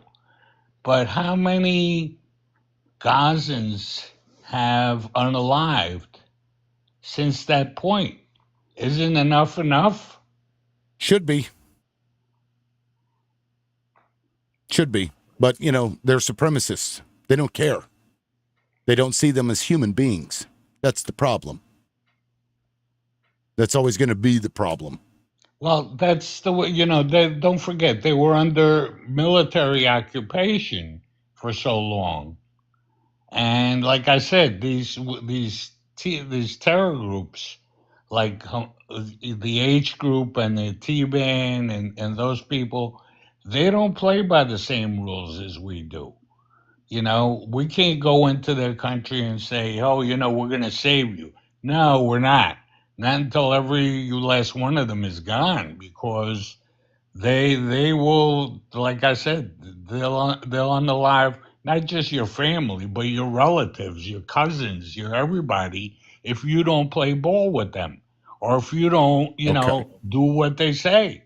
Okay. And I've lived there, and I know what these people are like. Yes. Can I ask you a question, Danger? Sure. Are you speaking in favor of the H group right now, or are you trying to point to that the H group was doing things to protect what was happening to the people there? No, I think the H group is just another terrorist group. Yeah, of course. Unfortunately, there's ways of doing things in a civilized world, but that it is not part of the civilized world. When did the world become civilized, though, Danger? Was it right before or right after the creation of Israel? I'm curious. Because if it was right after, then they were allowed to do T-acts. Oh, wait, that's right. They continued to do T-acts throughout the entirety of their existence, Israel. Lavon affair, they boom, they try to blame the U.S. for shit. They try to drag us into shit. They pew-pewed our boats. And they went in there and unalived an entire population of people, scooted them off their land because God gave them the right to be there. And you're telling me that it's a T-act for somebody to attack their oppressor? Essentially what you're saying is that if the plantation owner had slaves and those slaves revolted, those slaves were T groups. Nah, what I'm saying is pretty much that right now we're facing martial law. That's why he's putting all these troops in all these different states. It'll be slow, but it'll be just in time for the midterms. He'll cut off the midterms. The House and the Senate will not be able to do anything about it because they're all Republican, and the Supreme Court won't be able to do anything about it. So then we won't have martial law, and guess what? The big beautiful bill will come in, and then Trump will be president again next time. We're doing the same thing here. Okay. I'm not sure how we correlate those two, but all right. Here we are. We can, because all it is a matter of basically who's got the upper hand and who can create the right situation. Unfortunately, or the wrong situation, the H group definitely created a wrong situation. How do you go up against somebody who's got 10 times your might? I think they expected the other Arab countries would join in. MW Mom, I sent you an invite. Come on up. We went and we attacked Afghanistan. Why? It was 15 Saudis that were on the planes, and the guy. Okay, Danger. Okay. Danger. Just to finish. Okay. Well, no. You've been talking for like 15 minutes, sir. Yeah, I know, and I'm going to shut up and leave you alone in 2 seconds. And meantime, the guy was in Pakistan that we needed. That's all we needed to do is to search for him, not to start a 12-year war. Okay. Danger, your message is coming across right now as pro Israel or Zionist, and is that what you are trying to say?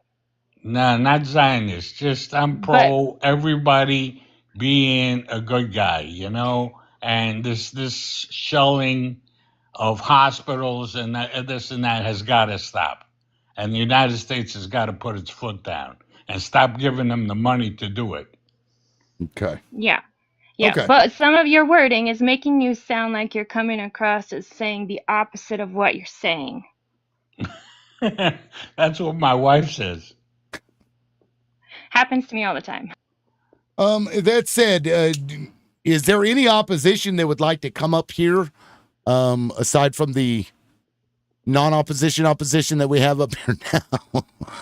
I actually can say something to what he just mentioned. And what did you say? I'm not sure how we correlate the two things. Sure. I can point to how we can, actually. There's a similar situation happening here as to what has taken place there that allowed the types of treatment towards the people. There's like a mirroring here. So you can kind of draw those two things together in trajectory. I mean, Does that make sense? Well, if you're comparing Donald Trump to Hitler, yes. If you're comparing Donald Trump if you're comparing Donald Trump to Israel, I and what he's doing with the federal troops, I don't see the correlation there. I don't see how that relates to this in any way. Okay, so when somebody like that takes control, they start with the othering, right? We can compare that to other societies. You follow? Okay, and so that doesn't just happen with rhetoric. That happens at a systemic level. It happens systemically.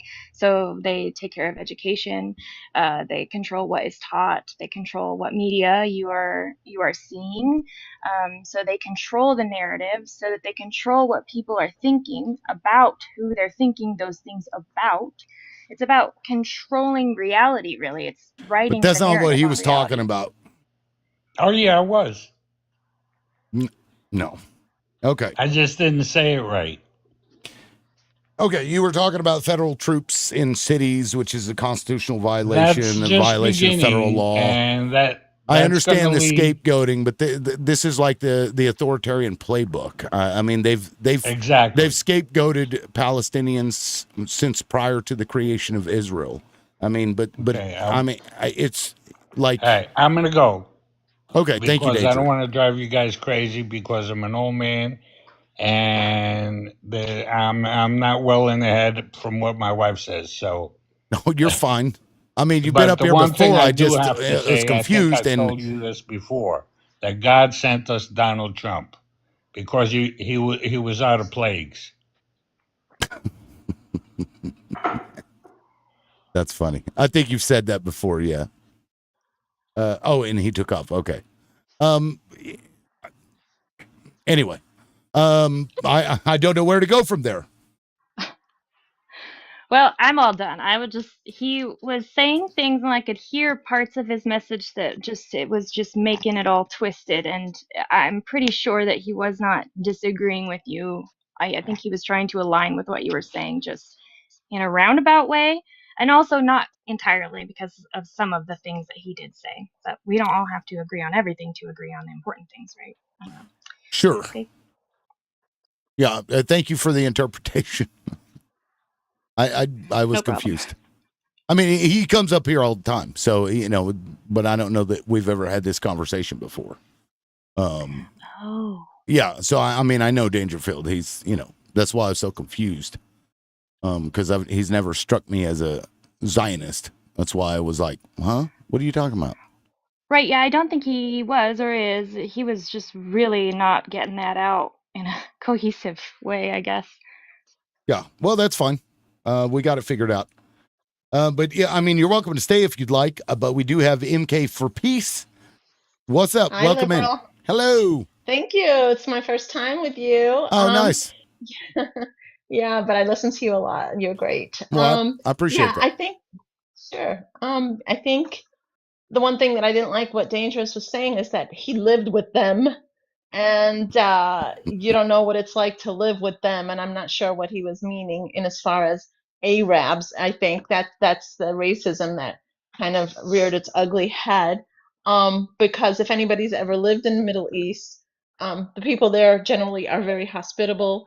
They'll give their shirts off their backs, and so anybody that says anything different, just probably, there are good people and bad people everywhere, right? But generally speaking, the culture is that we give of ourselves, more than what we have. We'll invite you in, and I think that's our problem. But I did enjoy your debate with Guy Fawkes, who is a very good debater from a pro-Zionist level. I enjoy his shows too. But the one thing, when people go to October 7th, I watched something recently from Finkelstein, and I loved what he said. You have to play it on 1.5 times speed, otherwise you're gonna really go crazy. But he said, when how did he word it? He said, they tried everything. They tried diplomacy, it failed. They tried international law, it failed. They even tried peaceful protests, and they were massacred. They were massacred at each and every event. There was nothing left for them. They were living in a concentration camp, and there was nothing else left for them to do. And I'm not excusing October 7th, but I was also on the other side of the fence. But when you educate yourself, there's no excuses, and I'm surprised that there's still pro-Israelis pushing that narrative, because that would mean that you don't see them as equal human beings that want equal rights and justice. I mean, this is the fight. This is what it's about, and that's what drives me nuts. I don't know. That's all I had to say. Really, I came up because of the Greek guy. He's a Malaka. Because my husband was Greek, so I lived there, and so I would have had a good conversation with him. But it's all good. No, I appreciate that, and I can hear you. By the way, I had to step away, but I can still hear you with my headphones. No, I agree, and it's. I'm gonna shut my phone because my dog is barking. That's okay. Let the beast roam. Okay, sometimes you just have to let the beast go. It's what kind of dog is that? MK. Yeah, I had to undo myself. It's a Shih Tzu 10-month-old Okay. terror. Yeah, I could hear it. I could hear it in his voice or her Yeah, voice. she terrorizes my little cat, so Watch she the just was ankles. full of. They go for the ankles. She goes for my hand, and her teeth are so hard now, so. But she's really lovely. She's very sweet. Yeah. Yeah, it's so like you had said that you were on the other side of the fence and then you had learned, like, how long ago did that happen? Was that post October 7th that you really started to dig I into grew it? up, I'm Egyptian, okay, and my Oh, family okay. moved to America in the 70s after the whole Nasser thing, and so I grew up in New Jersey, you know, and I worked in New York. I was in Manhattan. Everything was good, and then it's just not necessarily on the other side. I knew the troubles that they were having, but you know, like everyone else, I listened to the one-sided news reports. I listened to the one-sided rhetoric, and you know, and there was no other side but to be on that side, because all you hear equivalent is, oh, there's another, you know, T attack, another T attack, another T attack. You don't look at the cause and effect, right? You don't see why the T attack, right? And so Yeah. it's interesting that they get attacked, and God forbid if they attack back, as if they're not allowed to, and they're supposed to like take it. And this is the thing. I think that Right. really the crux of the problem is racism, and that they don't recognize them as a people. And even if you watched like any of these ex-Zionists, if you want to call them, they say it's a real cult, and they had to really go through the you know, indoctrination, like to really get out of it is really hard. And Yep. so nobody can really change them. They really Eh, have to educate themselves. And quite frankly, like when October 7th did happen, I was like, oh my God, don't they realize what's going to happen to them? I was so angry, like everybody else. And then the one, I guess documentary that I saw really made me like, it was an aha moment, and it was called Roadmap to Apartheid. And that's free on YouTube, Roadmap to Apartheid. And it's an hour and a half, but you just get to see the treatment of how the Palestinians are expected to live behind cages. Oh my God, it's horrible. It's really horrible. And like the And AI pew quite, pews, they got the cameras with the pew pews on them, and I believe that's Hebron right there at the, you know, because they have that choke point, that that checkpoint that they make them go through, and they have to wait in yeah. line. It's fucking gross. It was, I was sad, you know, because I never thought this, you know, like, hey, I grew up in Manhattan. All my friends, my best friend is Jewish. You know, I'm in the crux of it. Okay, I use the terminology oy vey and all this stuff. You know, I mean, I'm there.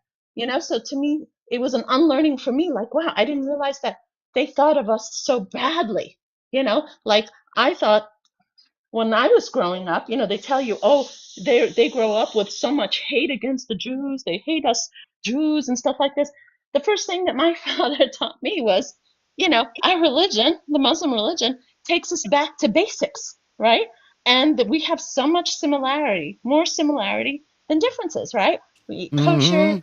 We don't, yeah, you know, there's just so many things that are the same, the basics, right? And so I respected, and I still respect that religion, you know, but I don't know where this craziness of this white supremacy or whatever it is came about. I never even knew Zionism existed. And I guess that's really the learning that I had to do post October 7th. A lot of people, I guess. I never heard that word before Yeah, and until for then. anybody that wants to see, it's not like a riveting movie, but it's called Israelism. If you haven't seen that, you I should love it. watch it. It goes into like the indoctrination that they go through. Like when that girl was at the college campus and she was told by her parents to go in there and protest the protesters.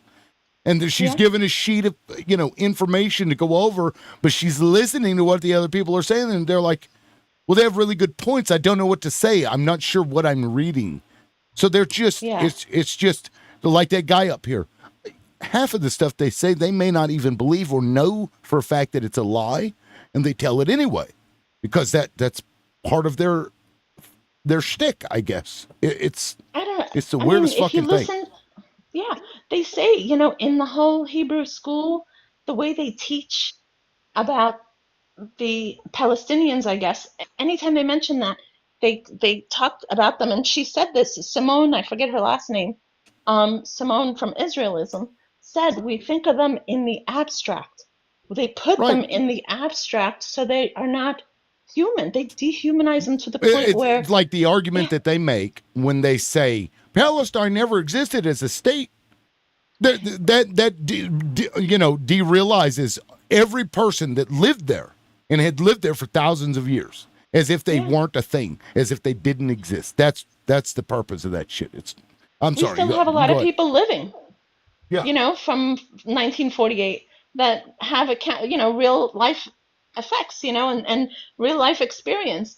And the sad part is that if there's no acknowledgement of their trauma, right? We're still talking about an 80-year-old trauma. I mean, there's and that's fine. And we watch all these movies about the age costs and everything like this, but nobody can acknowledge the trauma that the Palestinians are going through still after all these years. And that's, I mean, I don't know. I mean, it's a sad situation. I don't know what the answer is, but it really has to come from inside of Israel. They have to if they want to survive, they need to revolt and change. But how do you change an ideology? I'll tell you something, one last thing, and I'll let you go. I'm sorry. But I can't listen to any of these Israeli lives because they're just so toxic. Like I get on and I'm trying to understand, like where is their thinking? And one time, and I'm not going to say who it is, but there's a guy that's very popular that has pro-Israeli lives. When the Beavis kids, okay, they keep saying that they were strangled, okay? I don't know where that rhetoric comes from, all right? Because their bodies were offered to Israel December 2023 after the building that they were in was boomed by IDF. And they said you can have their bodies back December 2023. And Netanyahu said no. He wanted to keep the rhetoric going, right? Because there was always about, oh, bring the kids back, right? Right. But they were gone for a year and a half until they finally got their bodies. But where was I going with this? There was so it was during that time in a pro-Israeli live that they said, you remember that whole Daddy's Home pop? Oh, we lost you. We lost you. MK, come back. The dog must have got her. I heard the terror in that beast's kill voice. The ideology. Oh, here she I goes. just could not believe who in irrational thinking would ever think that is humane. I don't know. I'm like upside down with all these things coming out of the pro-Israeli mouths. There's no way to explain it. So anyway, there's you can't. And like earlier, somebody was criticizing me saying that I called the H group heroes. That is not what I said. What I said was that one man's terrorist is another man's freedom fighter. These are people who have never accepted what has happened to their land. They don't still accept it. Like Native Americans, for example, fought physically for hundreds of years. For hundreds of years. We're not even 100 years in, and people expect them to just lay down and let the conquerors take over. Fuck that. Fuck that. I think it's kind of different though if you think about it. How? Because like the Jews are indigenous and white settlers wasn't. I'm sorry. I just liberal. I'm actually liberal myself. I sympathize for the Palestinians, but I think the Israelis have an actual security reason. Can I ask you a question? Yeah. If the Israelis really wanted peace, they could have coexisted peacefully from day one. Their whole intent. Let me finish. I'm sorry. Their whole intent was to take over. They don't want to live with a Palestinian state. We know this, right? No, that's and so the fact. Yeah, it's true. So the fact of the matter is that if you really wanted an Israeli state, give them money. Make sure that they have a way out, right? Buy them out, find a home for them. You can't just steal people's homes, kill them, throw them out, let them live in refugee camps for all these years and expect peace. This is not logical. If you knew the history of if you knew the history of Israel, you would know how Israel tried numerous times to give them a secondary state. No. But I'll let you speak.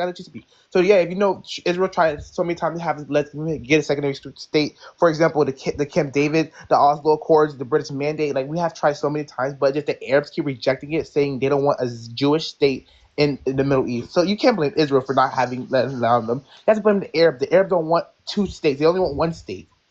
So how come there's a peace treaty at the UN? Shut up. How come there's a peace treaty at the UN since 2002, signed by 22 Arab nations, saying they recognize in Israel, that they want to give them peace, and Israel each and every year since 2002 has rejected? Come on, Wait, the what? whole 2 states? What are you talking Yeah. about? Oh yeah. Yeah, and- Hello. Okay, So so if Israel want to take Palestinian land so badly, why did they They give did. up Gaza in 2007? Why did they allow Palestinians to live give it freely? up. They took it. Huh? They took it. You say No, they they- give it up. No, they gave up the land. No, they took that illegally, sir. In 2007, they gave up the land. They gave up Because they took it. You're like, I took something from you. Oh, you should be happy that I gave it back. What? No, But because even- you can't. What are you so talking can't make about? You can't make the claim that Israel want the land, but they give up the land. Like you can't say I want this, but I give it back to you. Like if I want it so bad, I wouldn't give it back to you. That was I would keep it for myself. Okay. And your claim about them granting statehood is also not true. Yes. What do you mean? Name one time. Wait. Yes, it is. Do you know? Yeah, they gave you said the David Accords. Accords. Okay, David Accords. Yeah, Palestine, where they didn't control any of their borders, they didn't control anything. That was what was offered to them. Are you going to accept that? No. What? The country that they were offered, the state that they were offered in those David Accords that you're talking about, that they refused, they had no autonomy. Go look it up.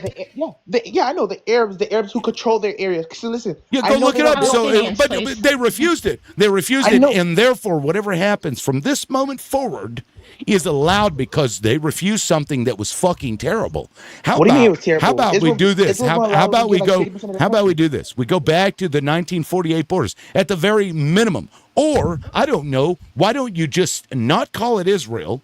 Call it fucking Palestine or call it shit turd, I don't care, and make them live peacefully as they did for 2,000 years. That's false. It's not false. We just yeah, had you know, this think- discussion.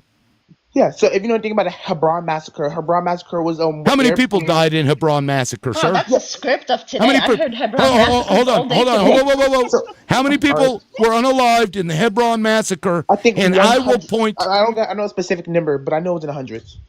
And what year was that?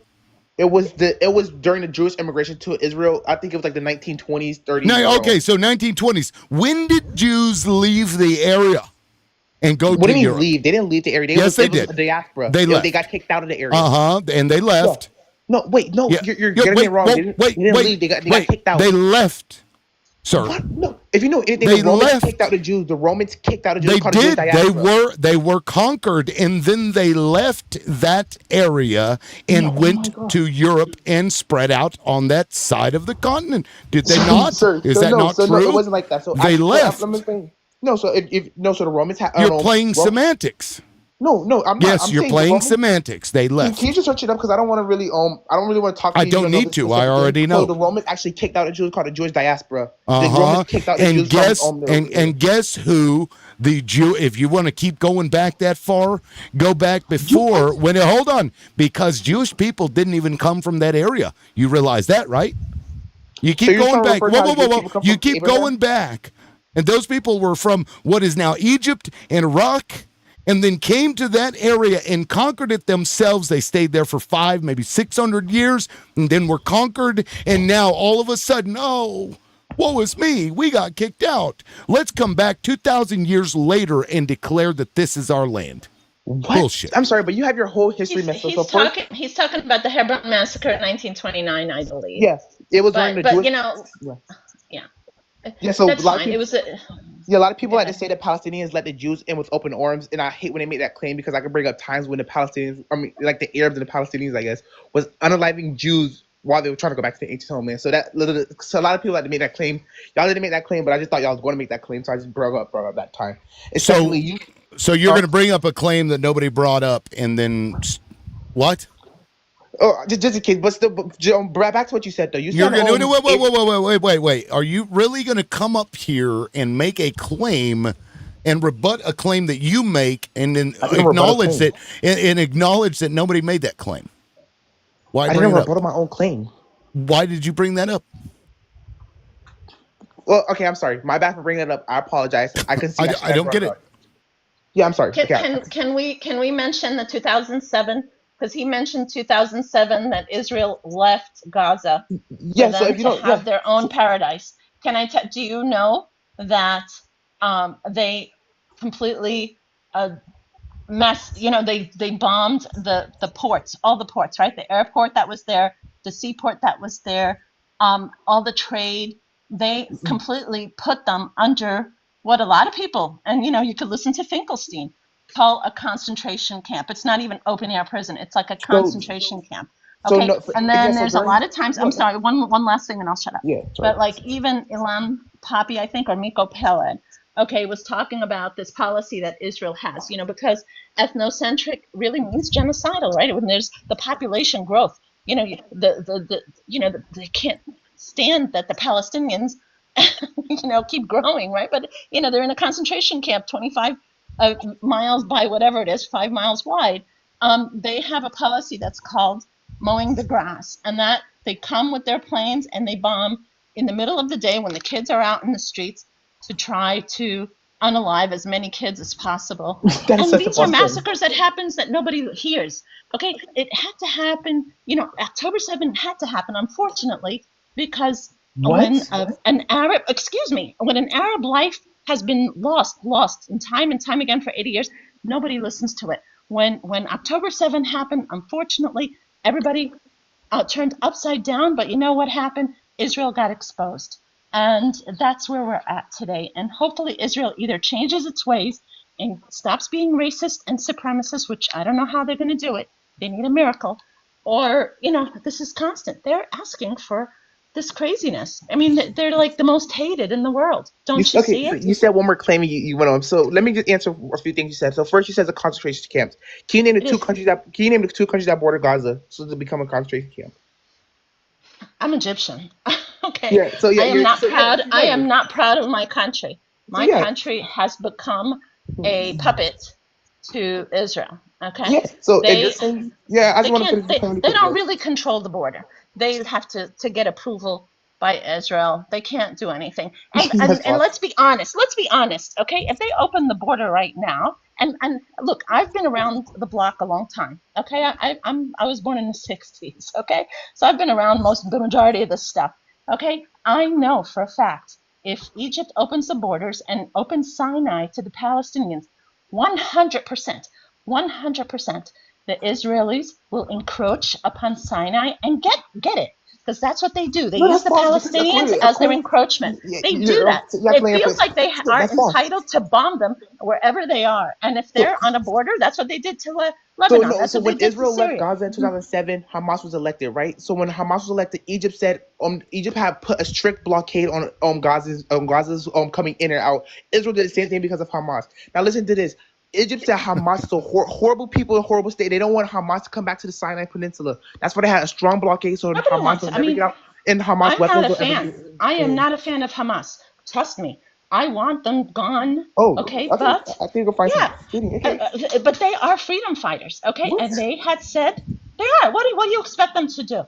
What did you expect the Gazans to do? Please explain to me. If there was no Hamas, what do you expect them to do? Have a strong leadership and have that. Wait, if you ask me a question, so yeah, if you're saying what I expect them to do, have a strong leadership, make a strong leadership, have diplomatic solutions with Israel, they've been trying diplomacy. No, they have not. Oh my God, they've been in the UN. Solution. They have not. Two-state solution was it's like me trying to offer you a car, but I'm giving you the mirror that has to drive itself. Come on, they have no incentive to make any deals with the Palestinians because they weren't going to lose. That's false, though. Okay? Historically, that's false. Look, they accepted. Look at you can see the results from Oslo Accords. Okay, the Palestinian Liberation, whatever they are, the PLO have accepted. Now they are the puppets of Israel. And how much land have they lost since Oslo? 800,000 illegal settlers have moved into the West Bank. What So wait, peace so wait, is you're trying that to say to the the Palestinians? So I don't think they actually claimed the West Bank. Here, like, let me just hear get in the last They piece of thing. calling it So wait, no, Judea, let me just Samaria. quick thing. So according to the PLO charter, said so when when West Bank and Gaza was controlled by Egypt and Jordan, the PLO said we don't have sovereignty over the West Bank and Gaza. They said they said we don't have sovereignty over it. That's not our land. But when Israel took it, they said, "Oh, that's our land. That's our land. That's Palestinian land. Palestinians have sovereignty over it." So I don't think they actually care for that I land. don't know what They that just don't means. want Israel to have it. Now, that is true. If you look at the original PLO charter, they The said we don't have original. I'm sovereignty over glad land. that you pointed that That's out. our Arab I'm land. glad you But when pointed that the out. Jewish The take it, they say, "Oh, that's original. our land. That's our No, land." no. Don't omit the fact that it changed. Don't omit that. You make sure you say that. Say that you're referencing an old document that doesn't exist anymore. Go ahead, please. Huh? No, Go, the go thing I was trying to ahead. get here was the thing. No, The no, thing I no. was Go trying to ahead get and here was they admit don't care that about the land. because otherwise you're lying. I'm not lying. Should I show you proof? The original. No, PLO you're charter? lying because it has absolutely no relation to today because it doesn't exist Yes, it anymore. does. Yes, it does. So yes, it does. Because if you look at it, it's okay. First, in the 1960s, I forgot. They said, we don't have no sovereignty over the land. That's not our land. We don't care for that land. They said, Okay, that's our Arab land. calm down, because I can't hear the words coming out of your mouth. I I'm gonna slower. don't know what the I'm fuck slower. that I'm is. slower. I don't know what So that yeah. is. So the original PLO charter was Palestinian Liberation Army. They said the West Bank and Gaza, that's not our land. We don't have sovereignty over that land. That's it was controlled by Egypt and Jordan. They said it's not our land. We don't care for that land. That's not ours. But when Israel took it in a defensive war, they said, "Oh wait, it is our land. That is our land. We do have sovereignty over that land." What? So they made a new charter saying we do have sovereignty over West Bank and Gaza. So I don't think they care about West Bank and Gaza. I just think they don't want Israelis to have it. They They're don't want just Israelis taking to it. control it. No. Huh? Israel is taking it. What are you talking about? Israel is taking you it. agree that they don't care for that land. They just don't want Israelis to have it. They want their land. Israel But- is but taking when the the West Bank- land. What are you talking about? But when the West Bank was controlled by Jordan and Gaza, Egypt, they didn't care for that land. It's only when Israel took it. Oh, Israel dear took it in God. defensive war. That's when they start caring for it. It never belonged to Egypt. It never Exactly. I think it didn't belong to them, but they didn't care for it though. They didn't care when the Arabs had it. They only care when the Jewish Okay, people had it. okay, so here's no. They care What about are you being talking kicked out about? of their home. That They take care of hold being on, kicked out of their land. hold on. That entire country was theirs. What are you talking about? Yes. You're saying, talking oh no. Egypt and Why Jordan. didn't they want this? Why didn't they want this piece of land? Because why didn't they want that? Because it was all theirs, and a group of fucking supremacists went in there and began unaliving them. And yet you want to nitpick every little thing that has happened since then while omitting the fact that it wasn't Israel before. They went in there and took somebody else's land and then said, you can't ever fight back. And if you do, we're going to call you a terrorist group. And if you have any freedom fighters that still want to maintain their own control over the land that they've had for thousands of years now, we're going to just propagate propaganda to get people like you to come up here and make lies. Yeah, but you said they and just to took that land. nitpick. Yeah, but you just said they took that land. And They that's, did. You have to actually know the context of the 6 Day War. So the 6 Day War was the worst. No, Yeah, that's so not the what I'm 6 Day talking War- about. Nope, Yeah. nope. Don't straw man the fuck out of this. Don't We're go- not don't go to talking the about the 6 Day 6 Day War. You can't let me That has speak. I didn't nothing to talk- do. No. Not if you're going to argue a point that I never made. Yeah, you said That's they called took a that. straw So man. let me actually Israel reiterate the questions you took asked. it. So did you say they took that land? Yes or no? Can you please answer yes or no? Did you say Israel took that land? Yes. Yeah. So how, did they take that land in an offensive or defensive war? Offensive. No. So first, the 6 Day War was Bullshit. a defensive war. My No. dad was on the tarmac, doll. No. It was offensive. I'm sorry. They I'm sorry. were all sitting there waiting for diplomacy to work, and Israel struck. Okay, Nope. so if you know anything about the 6 Day War, Egypt actually I stopped do. Israeli. Yeah, so Egypt actually stopped Israeli ships from leaving the area, and according to international law, that's considered an act of war. Egypt actually started mobilizing troops at their border. According to according to international law, that's considered an act of war. And Israel actually has some Israel intelligence actually found some Egypt saying that they're preparing for war with Israel. So according to if you have these three major things, yes, they're trying to start a war with you. Israel probably shot the first shot. Yes, I'm not denying that, but they was already doing active war. Israel, okay, whoa. Okay, so I see what you're doing. You're trying to talk fast, so you offer a Oh my truth, God, and I'm so not- I have no, ADD, hold that's on, why I talk fast. you offer a truth, and you hope that people don't hear it because you're speaking so fast. You acknowledge that they pewed the first shot, and then you just glance right the fuck on over that. Get out of here with that disingenuous bullshit, sir. I didn't lie not one time. Right. You're just hoping that nobody catches it because it can't understand what was just saying. Bro, okay, so Wait. Okay, so wait. We'll move on to a different topic about Israel if you don't like this one. Okay, I'm gonna speak slowly. Do you want to move on to a different topic about Israel? If you're not going to lie about the topic, we can keep talking about this. Can But you you argued that Israel didn't start it. You said it was somebody else and that it was a defensive war, while then simultaneously saying that Israel did technically fire the first shot. Well, yeah, but you don't have to fire the first shot. That's disingenuous bullshit. You're a liar. Mm-hmm. Okay, so if you want to not lie, no, I don't think you do, or you wouldn't have said what you said. So firing the first shot doesn't mean you started the war. So according to international law, you can't stop when Egypt stopped Israeli ships from leaving Israel, that is considered from international law an act of war. When it was mobilizing troops near their border, they were committing that was considered a war, an act of war under international law. When Israel intelligence found out that they said it was going to attack Israel, that's not considered a war under the international law, but that's considered Israel intelligence finding out it's going to get attacked anyway. So when you look at these major things that Arabs did, of course I will attack. I already have evidence that you were going to attack. You're getting ready to attack me.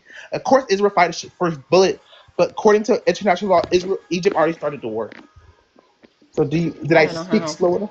If I didn't speak slow enough, I'm sorry. No, I mean you're just you're gish galloping bullshit. Waiting for the word. You're gish galloping bullshit is all you're doing. You know what you're doing. You're doing it on purpose. If I say anything that's a lie, just tell me, and I will give you evidence of that. Liberal. Can't understand what the fuck you're saying. Liberal. I think I have somebody a question for him. Go ahead, Hybrid. You got another person. If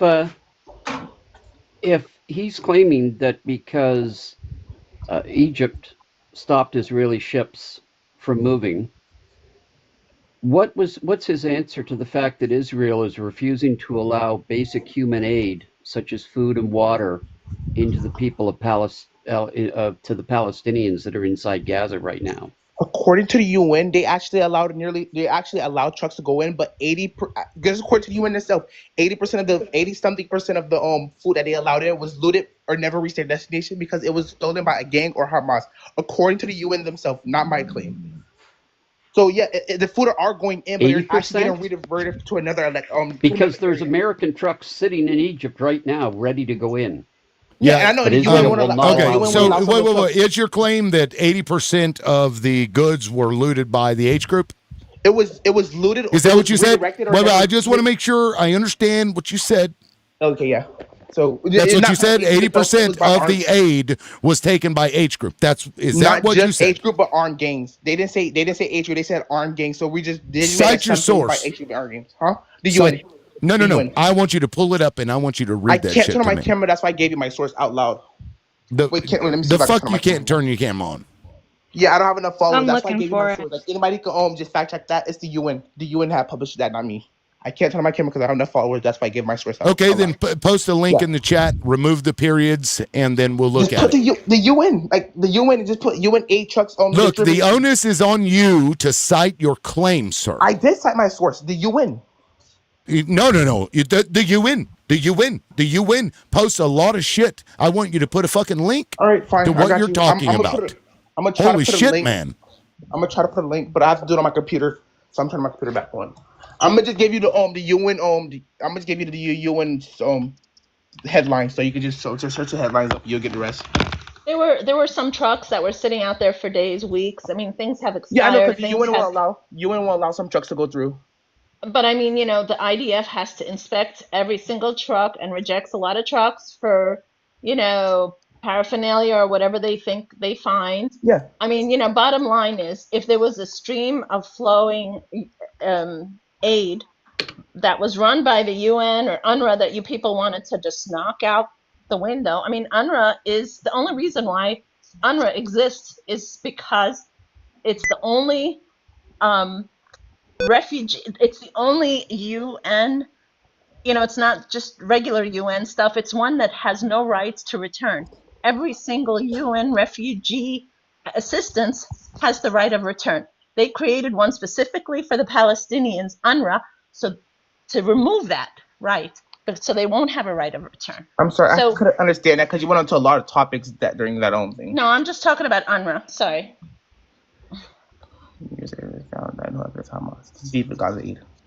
Yeah, I read it. Okay.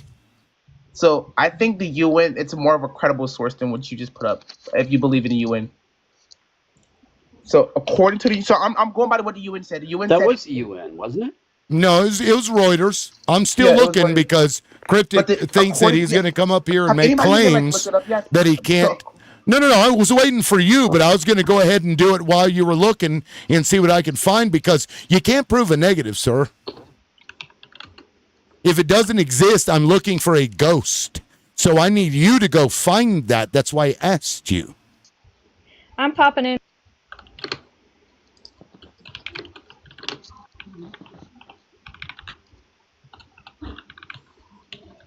Yeah, I have to research up my claim. This is Yeah. So according to the UN, 88% of the trucks entering the Gaza was looted or never reached their destination. They had sent 200. They sent 2,080 trucks. 2,600 trucks, and only 300 was actually successful. And I got my information from the UN. Just search up the UN. 88% of Gaza trucks. Because Huh? of Israeli gangs blocking it from getting it. No. Israel don't. Okay, listen. You have to understand. Israel let the food go into Gaza, but they get looted from armed gangs. According to the UN, armed gangs. Those take armed it. gangs. Yeah, armed gangs. Settlers. They're the settlers. I don't think Israel will allow, like Israel will just take it themselves. They won't say armed gangs. It was Israel. Post the They say link. IDF. Huh? Okay, right here. This is interesting. Can you actually look up for my claim? Yeah. No. You're I asked you for a look up link. this You proof didn't. my You claim, but you know said I'm go right. look up the UN yet again. How about I use UN? How about I use that? Yeah.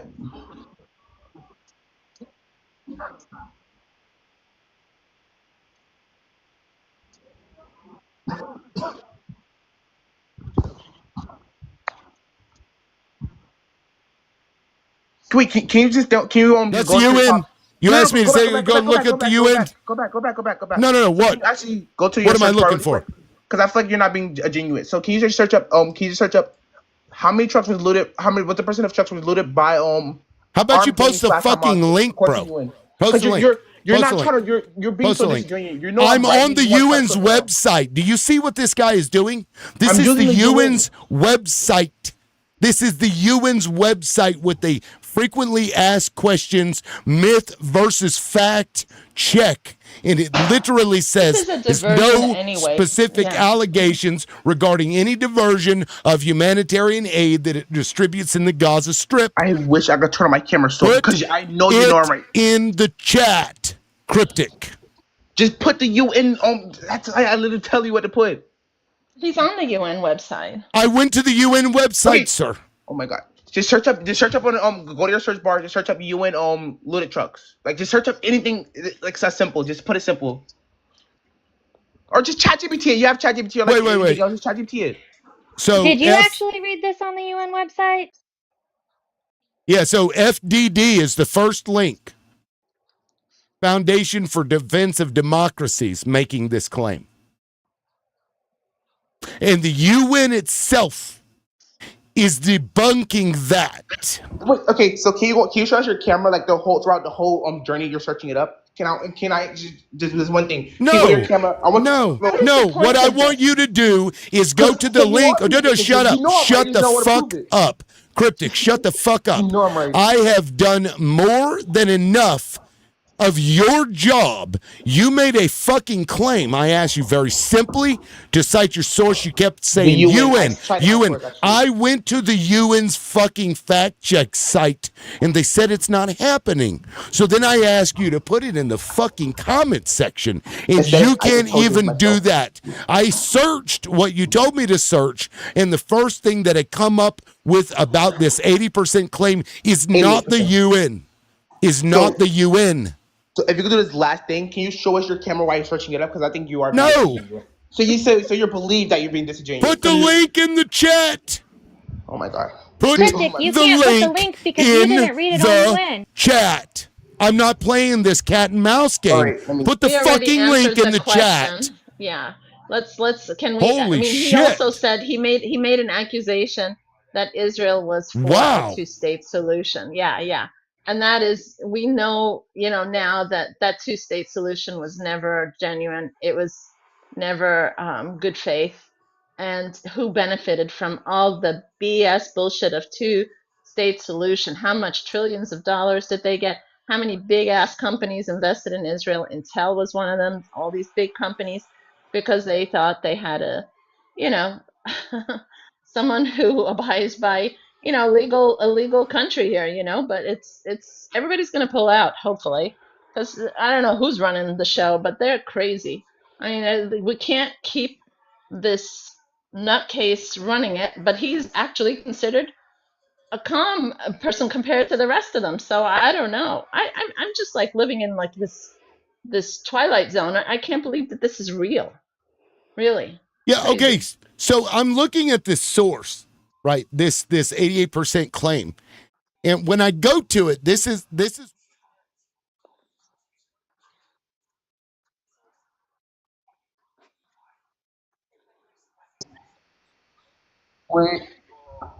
Wait, I can't.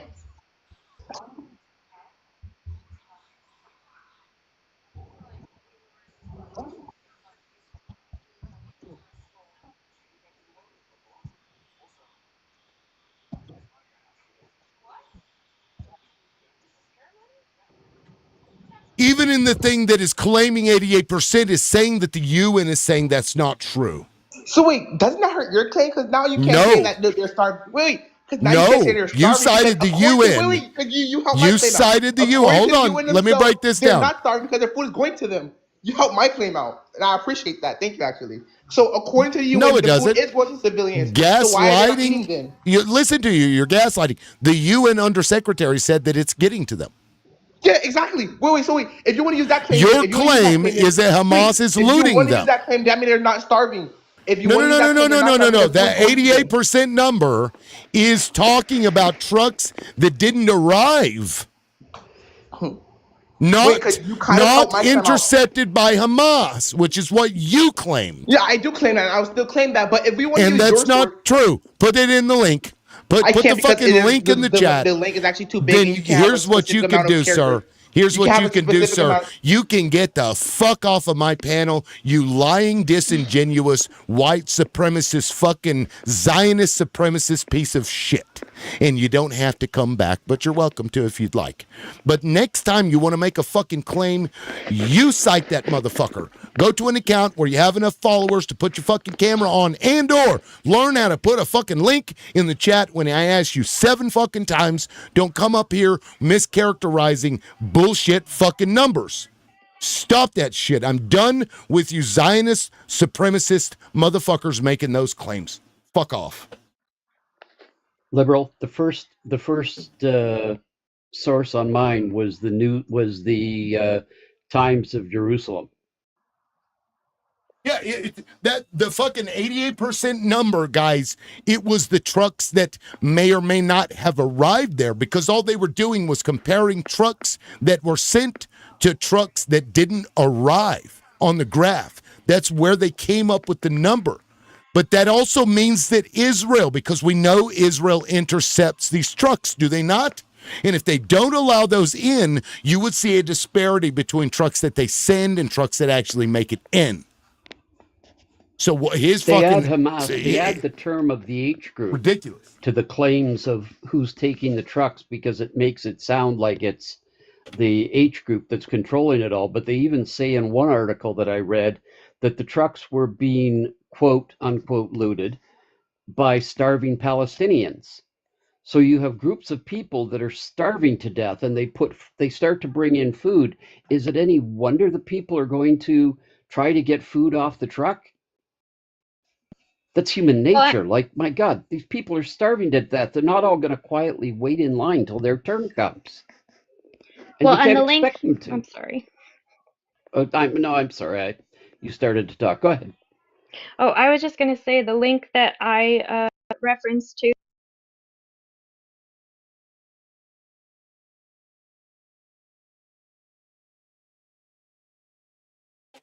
Oh, did we lose somebody? I heard somebody talking and then they stopped. Was that me? Yeah. Oh, Yeah. darn. Yeah, I'm you switching teacupped. screens to read. Yeah, we Oh. can't hear you when you teacup. That's so Oh, funny. that must have happened quite a few times then. Okay, so I linked my source, and I'll try You're like, to why is quote nobody it. listening to me? I've been talking this whole time. Liberal keeps talking over me. What an asshole. Go So ahead. I did find a source that said that, and it offered a figure for armed gangs that are looting the trucks, but they are Israeli-backed gangs called Organized Forces or something. I'll have to go back to look at the screen, but I shared it a while ago. It was a Wikipedia link that chronological, but that put together somebody's reporting from the ground or something. So it's not, they're trying to cite that it's the H group that's the gangs that are looting these trucks, but it is the gangs that are looting it are Israeli backed gangs. Apparently there's a huge problem for that right now. Yeah, I mean, and to that point, they ground up opiates into the flour from the U.S. aid. They found opiates ground up in the fucking flour. You think H Group did that?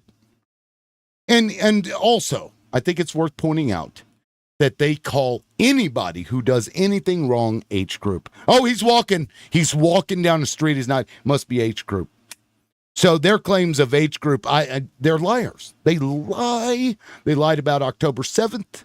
Lied about all the babies that we still don't know. Right? We're still waiting for proof for that. They're fucking liars. And if you believe a liar, it makes you a fool. That's how I see it. Anyway, they've made all these claims about October 7th. Mm-hmm. And in the beginning, even Biden said, well, yes, he said at first, I've seen the movie, and then he had to retract himself and said, well, no, I actually haven't seen it, but I was told about it. Yeah, by Netanyahu. Right. Just like Netanyahu told the us evidence they claim to have. Saddam Hussein has weapons of mass destruction. Netanyahu's the one that pushed that narrative. Netanyahu still says beheaded babies. He still says it. I mean, he should really. Well, you know, Cryptic's taking a play out of Netanyahu's playbook where you can make a claim and just not cite the source. You don't have to prove it. You just say it. Put it in the ether and somebody will pick it up. That's a pretty old tactic too, though. That's happened a lot throughout history. Yeah. That specific story even. Because it works. Yeah, Trump does it all the time. Like somebody in the comment section, I guarantee you, is going to run with something that guy said and believe that it's true.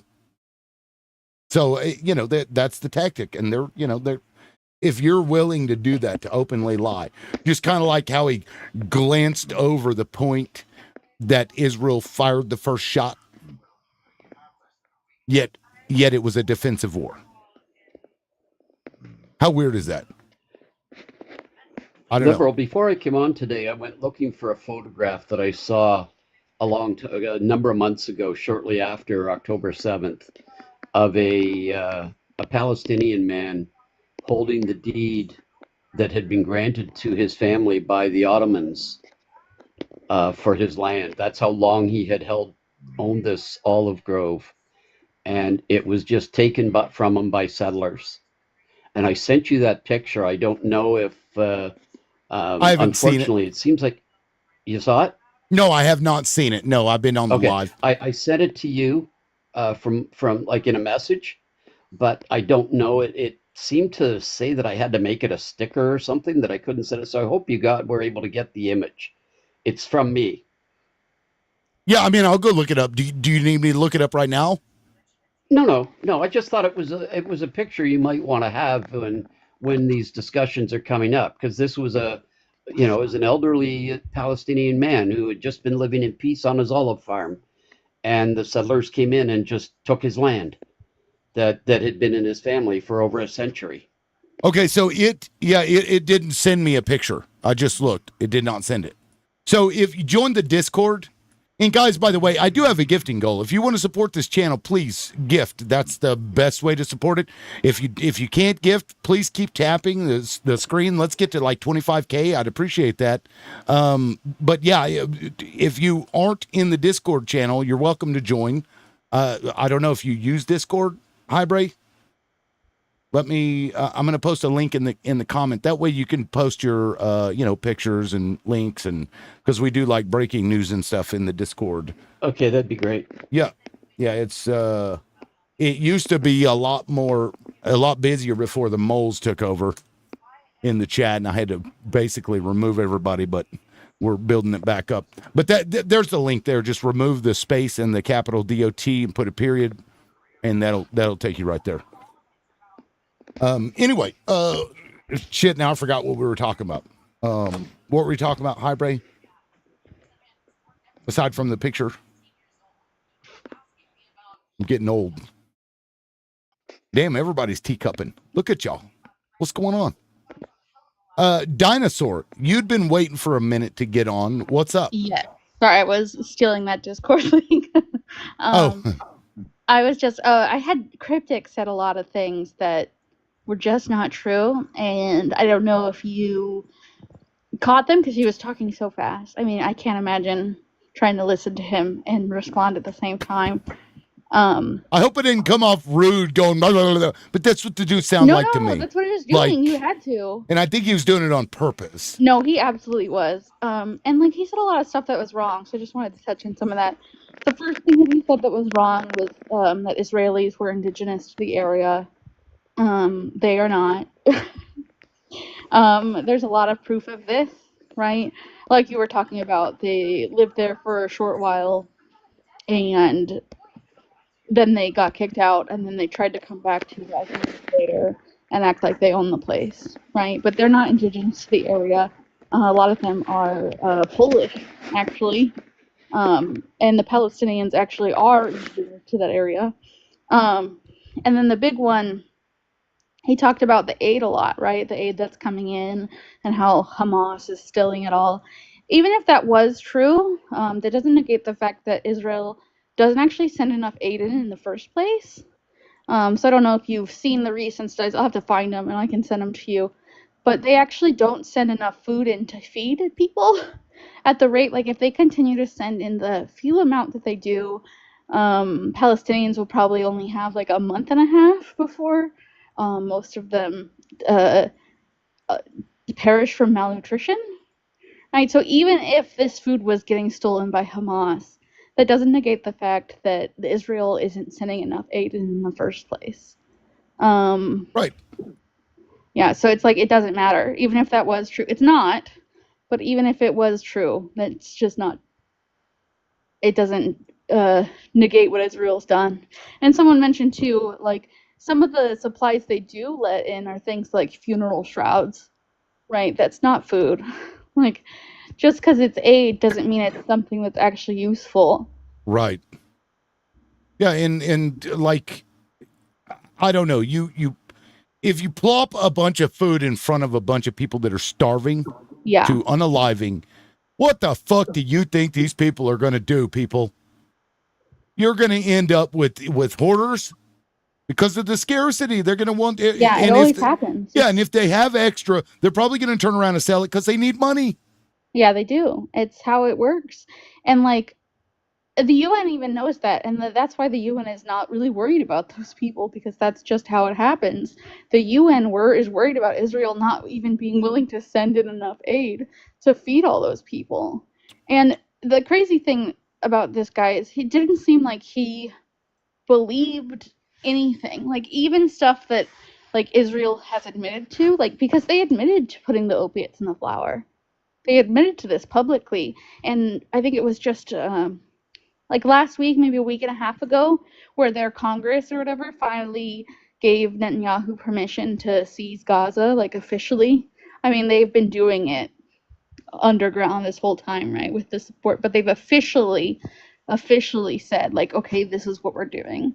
So they've made official plans to settle in the West Bank and in Gaza, and like, I'm like, you don't even listen to the people that you claim to support. Like, it's just so interesting to me how much people are willing to like just ignore to justify whatever beliefs they want to have. Yeah, and in this case, woe is Jewish people is what they revert back to all the time. Well, 1,000 years ago this happened, 2,000 years ago this happened, and then the pogroms and the this and the that. Somebody being mistreated does not allow or give them any fucking justification or right to mistreat others in the same way. Yeah, and if you really look even into the creation of Israel, right, like Herzl, the first philosophers that came up with Zionist, I was going to say Ziontology. That's more accurate than any of us know. That's funny, Ziontology. The people who came up with Zionism basically admitted to being anti-Semitic, admitted to working with anti-Semites, to working with Nazis, working with these people to create a new type of Jewish person. Like that was their whole goal, was like white supremacy settler project.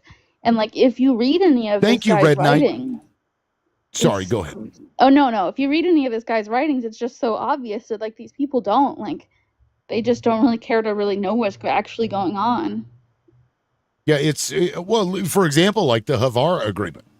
They worked this out with Hitler to send them out there like before the final solution. And this doesn't excuse what has happened to them historically in the past.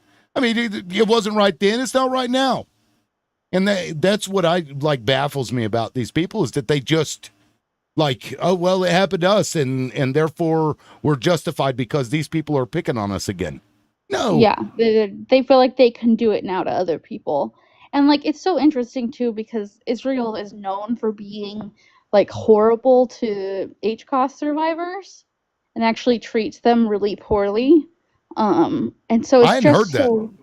Yeah, there's a lot of articles and stuff if you look it up, and like there's HCOS survivors who've made videos about their treatment in Israel and how they've kind of been subjected and kind of looked down upon and not treated well and denied benefits and rights and stuff like that. And kind of reminds me of Tantura, the way they treated that fucking guy. Have you ever seen that documentary? Yeah. Holy shit. Like, that dude went through hell, and then when that judge finally saw, she was like, yeah, if I'd have seen that, then maybe I would have ruled different. No, you wouldn't have. You fucking guzzling that Kool-Aid. This is, because they all know if you don't get in line, you get ousted. Yeah. It's just so wild, I think, and this information is not even that hard to find. It's just that they don't want to find it. They don't want to look. They don't want to... They don't want to know. They want to just keep feeling however they feel and never change. Yeah, Benjamin said culturally ingrained victim complex. There's more scientific word, but that's what it is. Yeah, it's like maybe. Well, I guess it wouldn't be Stockholm syndrome, but no. I mean, that's a great comment, Something Benjamin. kind of like that. Yeah, it's a good comment. I think there are a lot of people, like Jewish people, that have been taken advantage of by these Zionists, right? Because of course there's generational trauma, and of course you're scared and you want a safe place to land, right? But these people are lying to you and taking advantage of you and continuing the harm against you, and knowing that they're doing it and admitting that they're doing it. And it's not making Jewish people any safer. This is the worst fucking thing. Increasing anti-Semitism. Right. That's exactly what it's doing. Which is wild to me because I'm starting to see a lot of, an increase in anti-Semitism all across. Like that one dude with the fucking Molotovs. That's terrible. Yeah. That's fucking terrible. But and people react that way, like we did with Japanese during World War II. The way we treated them. It's the same shit. This is human nature. People are lazy. They just want somebody to blame, and so they go around and attack other people who had nothing to do with it. It's fucking gross too. And it seems like more than of course not more than ever, but more than I've seen recently. Anti-Semitism is just so much worse now since October 7th. Yep. Than it was before. And the Jewish people I talk to have the same they're seeing the same things. So no, it's not just me talking on my ass or whatever, but And, sad to say, I think Benjamin Netanyahu and those people, those Zionists, want that to be the case because do. then that They gives them absolutely further justification. See, look.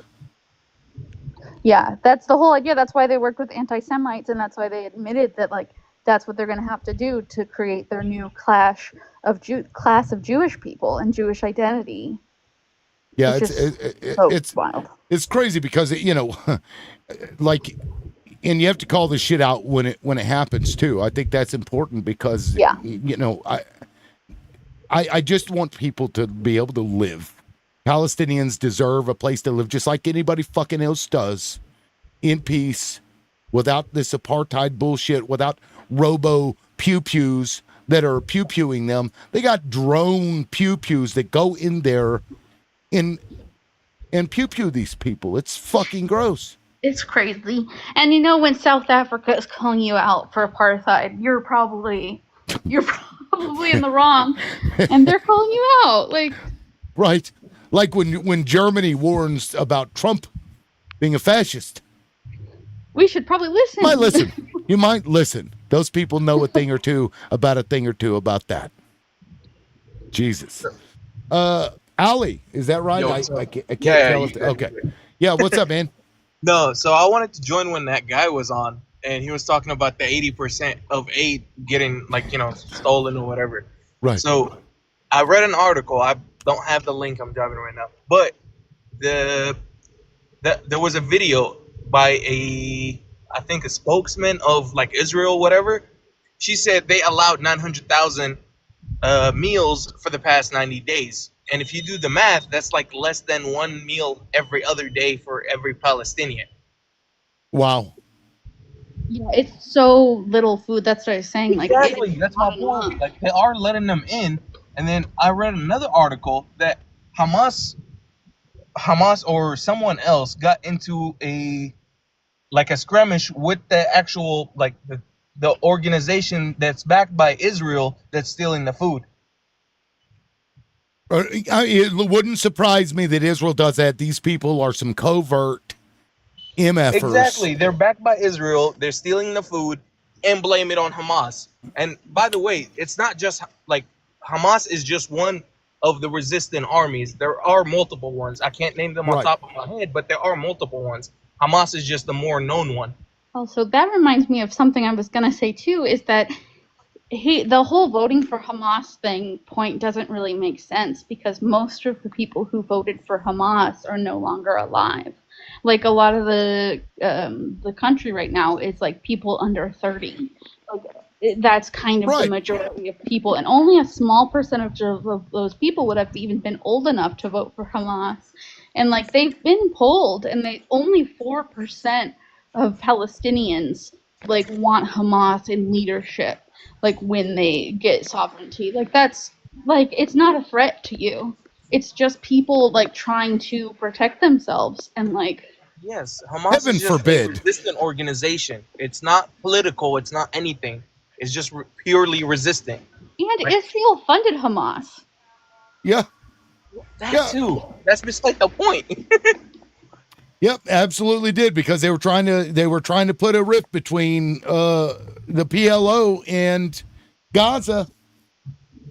And so they funded Netanyahu himself. This is stuff that's been admitted, and you bring this up. That's not true. That's fake news. And then I want to bring up another point.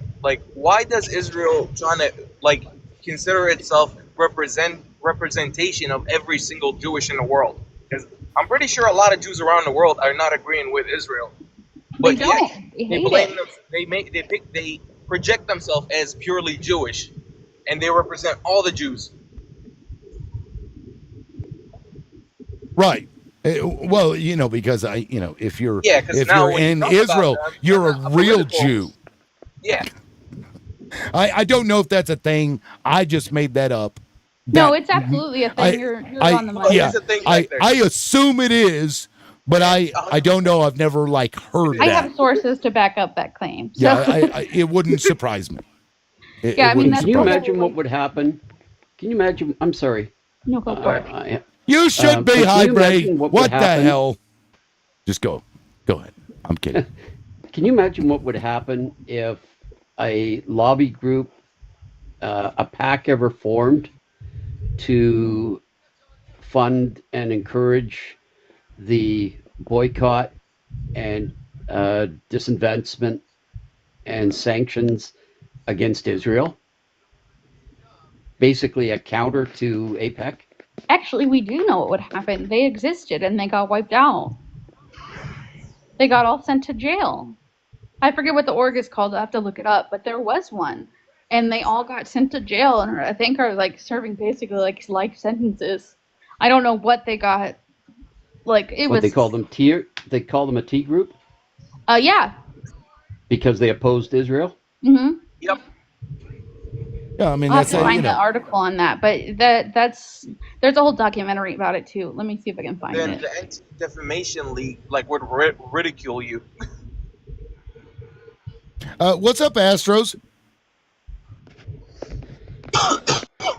Welcome in. Astros. I think Astros is opposition. I'm not sure, but that's why I brought Astros up, because I think he is. It's about as good as all the opposition we've had on this panel today, though, as you can see. Okay, so you guys have seen that Guy Fawkes before? Has anybody else seen that person before? It's the first time I've ever met that person. Nobody? No. Never? Okay. No. I haven't, but I actually like his name. Yeah. Okay, well, let's see. The DJ. Okay, I'm looking for opposition, guys. We got 4 people up here already, and none of us are opposition. So I see requests. Let me know in the comments if you are opposition, so I can bring you up. I'd prefer to get 4 more opposition if we could do that, but any number of them would work. Nothing? Nobody? Well, you don't have to cancel DJT Downfall. You don't have to cancel. If I recycle the panel, then you'd be the next one up, because I know that you've requested. It'll be you and as in V for Vendetta. It's hypocritical, I think. Non-oppo here, but I can be patient. Okay. Yeah, thank you, Scissor. No, you're fine, Dinosaur. I just, I don't like dog piles. That's why, like, earlier I had a bunch of people that were trying to get on. It was just me and that dude. I didn't bring anybody on because I don't want them to feel like I'm, ganging up on them or whatever. Oh, but I love dogpiling on people, especially when they're wrong. Well, so the way I've changed my format a little bit. Do you guys watch the show in the day? Because normally I'm on, during the daytime. I try to, but I'm okay. But I watch it here and there. Okay, yeah. So I changed the format a little bit. When I first start the show now, I find that what drives the numbers most is like me having a MAGA up and debating, and that usually boosts me up. And then I bring in a few more people, because like when I get 8 people, it's hard for everybody to get something to say. You know what I mean? And or people just start talking over each other, and it's hard to deal with. So even though there are 8 slots, I don't like to use them anymore. Somebody said it's daytime here. Are you on the West Coast? I think it may still be light outside. Yeah, I mean, I'm in Texas. There's still plenty of light. Yeah, I'm in big Mississippi. Fucking red states. I'm trying to find that documentary, but apparently there are so many Palestinian organizations that like lobby against Israel that got banned. I can't find the exact one, but apparently that happens all the time. There is a professor in University of Texas that actually got arrested for like supporting people in Gaza and stuff. See, and that's nuts. And that college is literally by my house, and I actually met the guy at the mosque. Yeah, they in Texas, matter of fact, there was this she was like a special ed teacher, but she was a contractor with the school. And because Texas has a law that they can't hire contractors that, have signed on to boycotting Israel in any way, they refused to hire her. So she sued them. And what they ended up doing is changing it so that it was, I don't remember exactly what the change was, but it was a very like moot point, like a little tiny thing that they altered, The wording. mooting her case so that they didn't have to lose in court because they knew that they would. And because of that, it's still illegal, even though she was able to get hired. It's really fucked up. Like, we don't even have that for the U.S. Imagine No. that. They put Israel first. This has infected this fucking country. It's a But what fucking... about the FEMA funds and stuff? Yeah, The what's that? the FEMA funds. Like now, the cities can't get it if they don't swear. Like they're not gonna boycott Israel. Israel, whatever. Yeah, see, fuck that. What these... And this is coming from a group of people that say, make America great again and America Nah. first.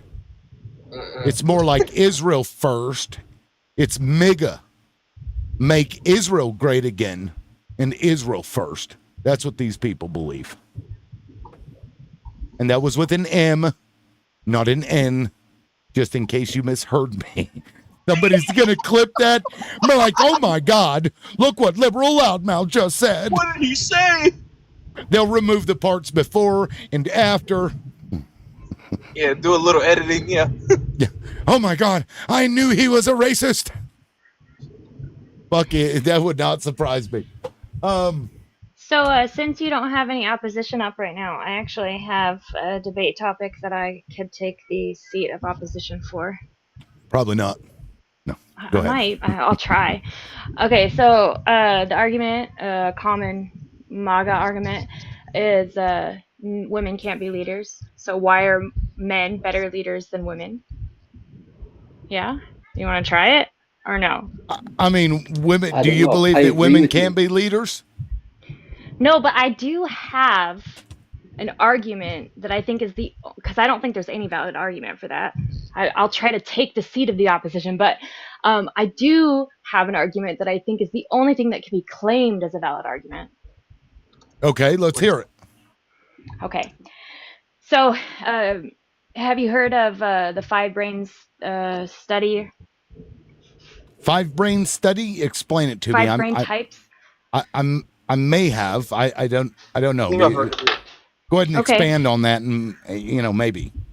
Okay, so it's from Simon Baron Cohen out of the Cambridge University. It's autism basically research. And what they have done is studied different orientations for thinking, and they have found that, or they have 5 brain types that they highlight. There's systems, thinking, empathy, balanced, which is right in the middle, or extreme empathy, extreme systems. So what they say statistically is that men are statistically usually systems-oriented brains, and women are usually empathy-oriented brains. And so if you use that metric, the systems, right, the systems-oriented brain could possibly make a better leader than someone. And by empathy, I don't think the argument is like actual empathy. I don't know. I like this study because it's doing things for the autism community and redefining how we think about that and making it more like everybody just has a different brain orientation. It's not like disordered. But it's still flawed. So in the study, does it take like averages of, men versus women?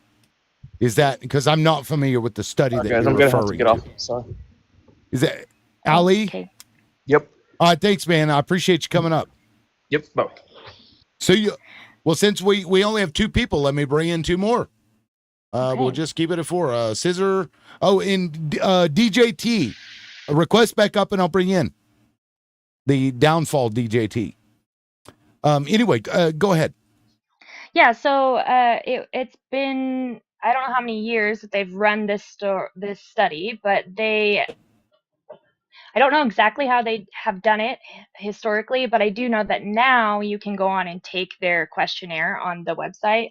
And so it's like a self-reporting, the one that it is now. I And see. basically it's asking you questions just to see what your orientation is. But Oh, they've right. gone, I know what you. Okay, I think I know what you're talking about. Like okay. is that like a personality trait or type thing where they have all these different like categories? Is that what it's based on? So kind of, but it's more elevated than that because those are considered, I'm air quoting, you can't see me, pseudoscience, right? But it is more elevated than personality type testing, and they also went into universities and they tested students, but it was, I think it might have been more along the lines of self-reporting. They might have studied them in some way too. But what's interesting is that Simon Baron Cohen has done more, and his team, I guess, has done more research on women when they're pregnant. If they have higher androgen levels or testosterone levels, then the baby is more likely to be born with a systems oriented brain, whether the baby is male or female. Um, but my point is that I think that that is the only valid argument, and it's just because of statistics that maybe men statistically are more systems oriented. But I will tell you that my major problem with this study is that it creates a false dichotomy. It creates this, you're either systems or you're empathy. And a lot of systems thinkers are going to learn empathy, human behavior, as a system. And the questions on these tests are flawed in that they say, like, one of them is, when you're on an airplane, are you more interested in learning how aerodynamics work than enjoying your flight or something like that? And it's like that's very narrow, because you can be a systems thinker and not care about how airplanes work, right? You might want to learn everything So about psychology. how does that translate to leadership though, and or not leadership? So I I don't know. So Simon Baron Cohen, in his most recent book too, it's about, I think it's called Pattern Seekers: Why the Autistic Brain is Needed for Innovation and Invention, or something like that. Mhm. And it talks about how systems. No, that's not my point. My point is, just for men, I don't know, systems like politics, if you think of politics like a system, and if men are statistically more systems brains, then maybe they would be more statistically better at leading. But I don't know. I would like to mention though that I'm a systems brain, but I'm also You're a high on systems brain. empathy. I am, and I'm a woman, so Yeah, I mean, it's flawed. well, in any study, though, I imagine they, if they did that, they would have taken, because some women are not alike, right? I mean, and not Yeah. all men are alike either. So I'm not sure what It the also makes spread is, but it would be there would be some overlap for sure in anything like that. it also Well, makes the assumption by the authors that because you're lean towards empathy, that somehow that makes you less of a leader. Because the question is, by what metric are they judging that a person is a better leader? From the sounds of what you're saying, they're Right. saying that you need to be systems oriented to be a leader. But that's a bias, it seems, within the study. Because I think as soon as you started saying it, I thought, well, that just supports. I mean, I think, and the world has proven there have been some outstanding women leaders. There's some outstanding women leaders in industry. To say that a woman, because she is stronger in empathy and less in systems, is somehow less of a leader, to me is flawed right in the premise. okay, I do want to clarify that the study and Simon Baron Cohen and all of that, they never made that claim. Nothing like that. Not about leadership. I was Okay. drawing that as saying I think that could be the only possible lead into any kind of argument for male versus female leadership, because I don't think there is a valid argument. Men and women might have biological differences, but more like, with our brains, that they don't matter, I guess. Does that make sense? Yeah, and it does, and like I'm not sure that like empathy is required for, or not having empathy is required for leadership. It all depends on the people that you're leading, really. No, I think empathy would be required for leadership. Right. I think maybe statistics, I guess, is what I see. This didn't work out because I don't actually agree with what I'm saying. Right. But I think maybe statistics, or I think because people make the argument that women are more emotional, so they can't lead. But I mean, look at what we have now, and that's pretty emotional and not very logical. I know Donald plenty Trump of men who get is very emotional as Yeah. fuck. This dude, John Bolton, criticized him in his Putin meeting and said he looked very tired. And like 2 days later, FBI's raiding John Bolton's house. Donald Trump and his tiny fucking hands. That dude is more emotional than any man I've ever seen in my life.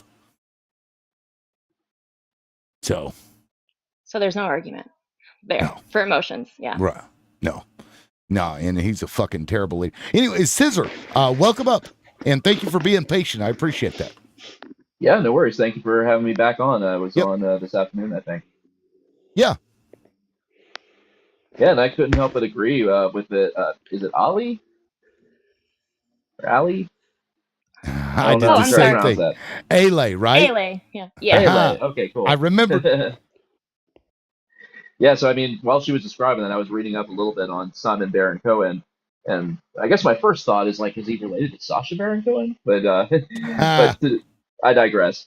But it definitely seems like, from what I'm reading up about him, he seems fairly well respected, and the criticisms of his study are fairly mild in their manner. So I think it definitely seems like there's been some people who have made some extrapolations of his study, because I think you're right. He doesn't really seem to draw some of the same conclusions, like, oh, this means women can't lead or anything like that. But I definitely get what you're talking about as far as the bifurcation between systems and empathy-driven brain. But I think at least on my surface level analysis of what I'm reading on here, I don't know if it takes into account the possibility of a brain being very systems-oriented and empathy-driven. I think a brain can potentially do both at the same time. Right, that's what I spoke to about myself. Actually, I did not tell you. I said that it doesn't account for the person who is systems oriented, who treats empathy or human behavior or psychology as a system in itself. And that's more speaking towards the autistic mind, which I just outed myself, by the way. So, but I would consider myself an example of that, because I score very high in systems, but also very high in empathy. Yeah, definitely. Systemic empathy. Yeah.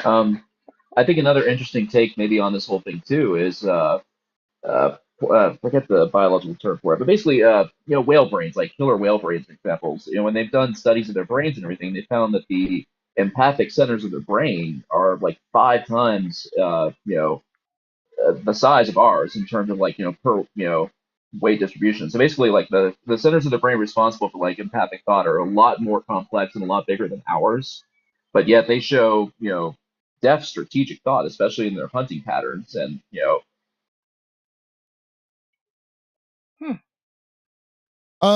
So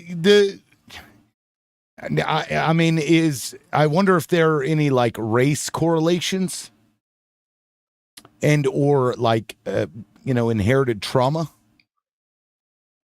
For empathy? Right. I wonder if they've done studies into that to show that a certain group of people, race, whatever, ethnicity, that has, because of inherited trauma, either lacks or has more empathy. Logically, that would have to be the case, wouldn't it? I would think. It would make sense that it could alter some of those things, sure. I don't know. I'm just throwing that out there, like just, brainstorming or whatever just popped into my head. I don't know why. Ale, you might find this interesting as well. My youngest daughter, who has been confirmed on the spectrum, is a fine artist, but also a very successful individual in the group insurance up here in Canada. So it's, I mean, insurance can be a dirty word in the United States, but it's not up here. They cover large companies that, the workers in a company. And she's very successful in her career, and yet is also on the spectrum and is a fine artist. So Absolutely, that's inspirational. But there's also a whole bunch of things that go together that, or don't seem to go together, but doing her. I have a whole lot of opinions when it comes to autism, and a lot of them are very unpopular. But I will say that I think it's actually it's an issue of the environment more so than an issue of the person, if that made sense. I agree with that.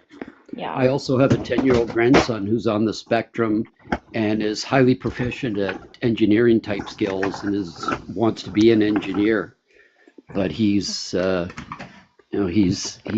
with his Legos and apparatus like that. Shows very sophisticated patterns in a 10-year-old. That's awesome. That sounds like my son. Yeah, he declared that he was going to carry on the dreams of Nikola Tesla with his giant coil for free electricity. My son did this when he was 4. He declared that. Cool. Yeah. I hope he does. Yeah. This is interesting. So I did a search for, the, intergenerational changes due to trauma.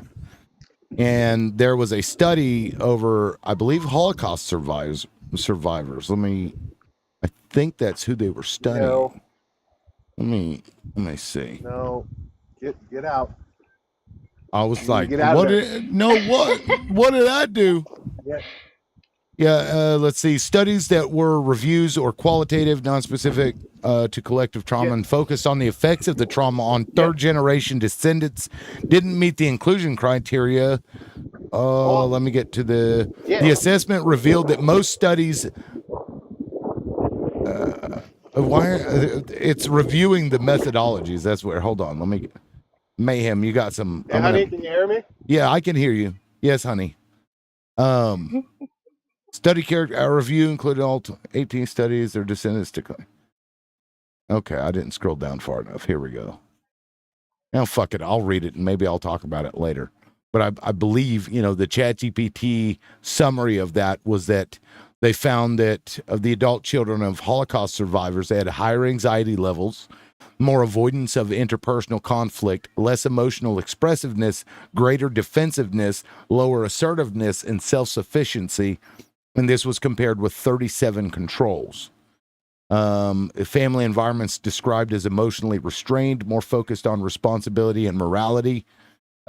These traits align with emotional numbing, not inability to feel, but avoidance or suppression in emotionally charged context.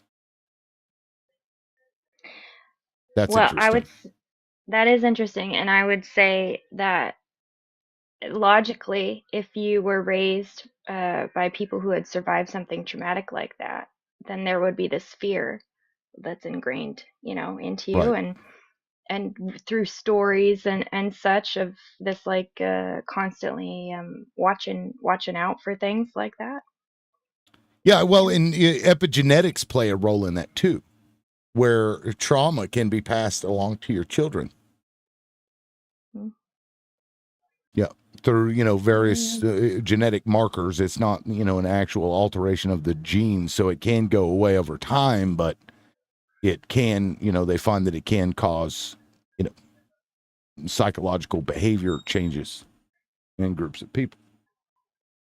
Oh, you had a big smile on your face. I'm still alive. My wife walked in. She was looking at me like I was crazy. She didn't know I am crazy. Crazy.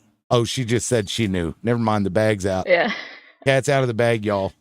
Well, with that, guys, I am going to go ahead and hop off here. I've been on live 3 hours. This is my second go at it today. I will be back on tomorrow morning at 9 a.m. Central Standard Time. If you guys want to come in and have a chat, you're welcome to do that. I really appreciate all the support, everybody, and I will see you tomorrow morning. Yeah, Peace. nice to meet Thank you you, guys. Liberal, as See always. ya. You take care. Have a good night. See ya. You too. Bye-bye. Bye.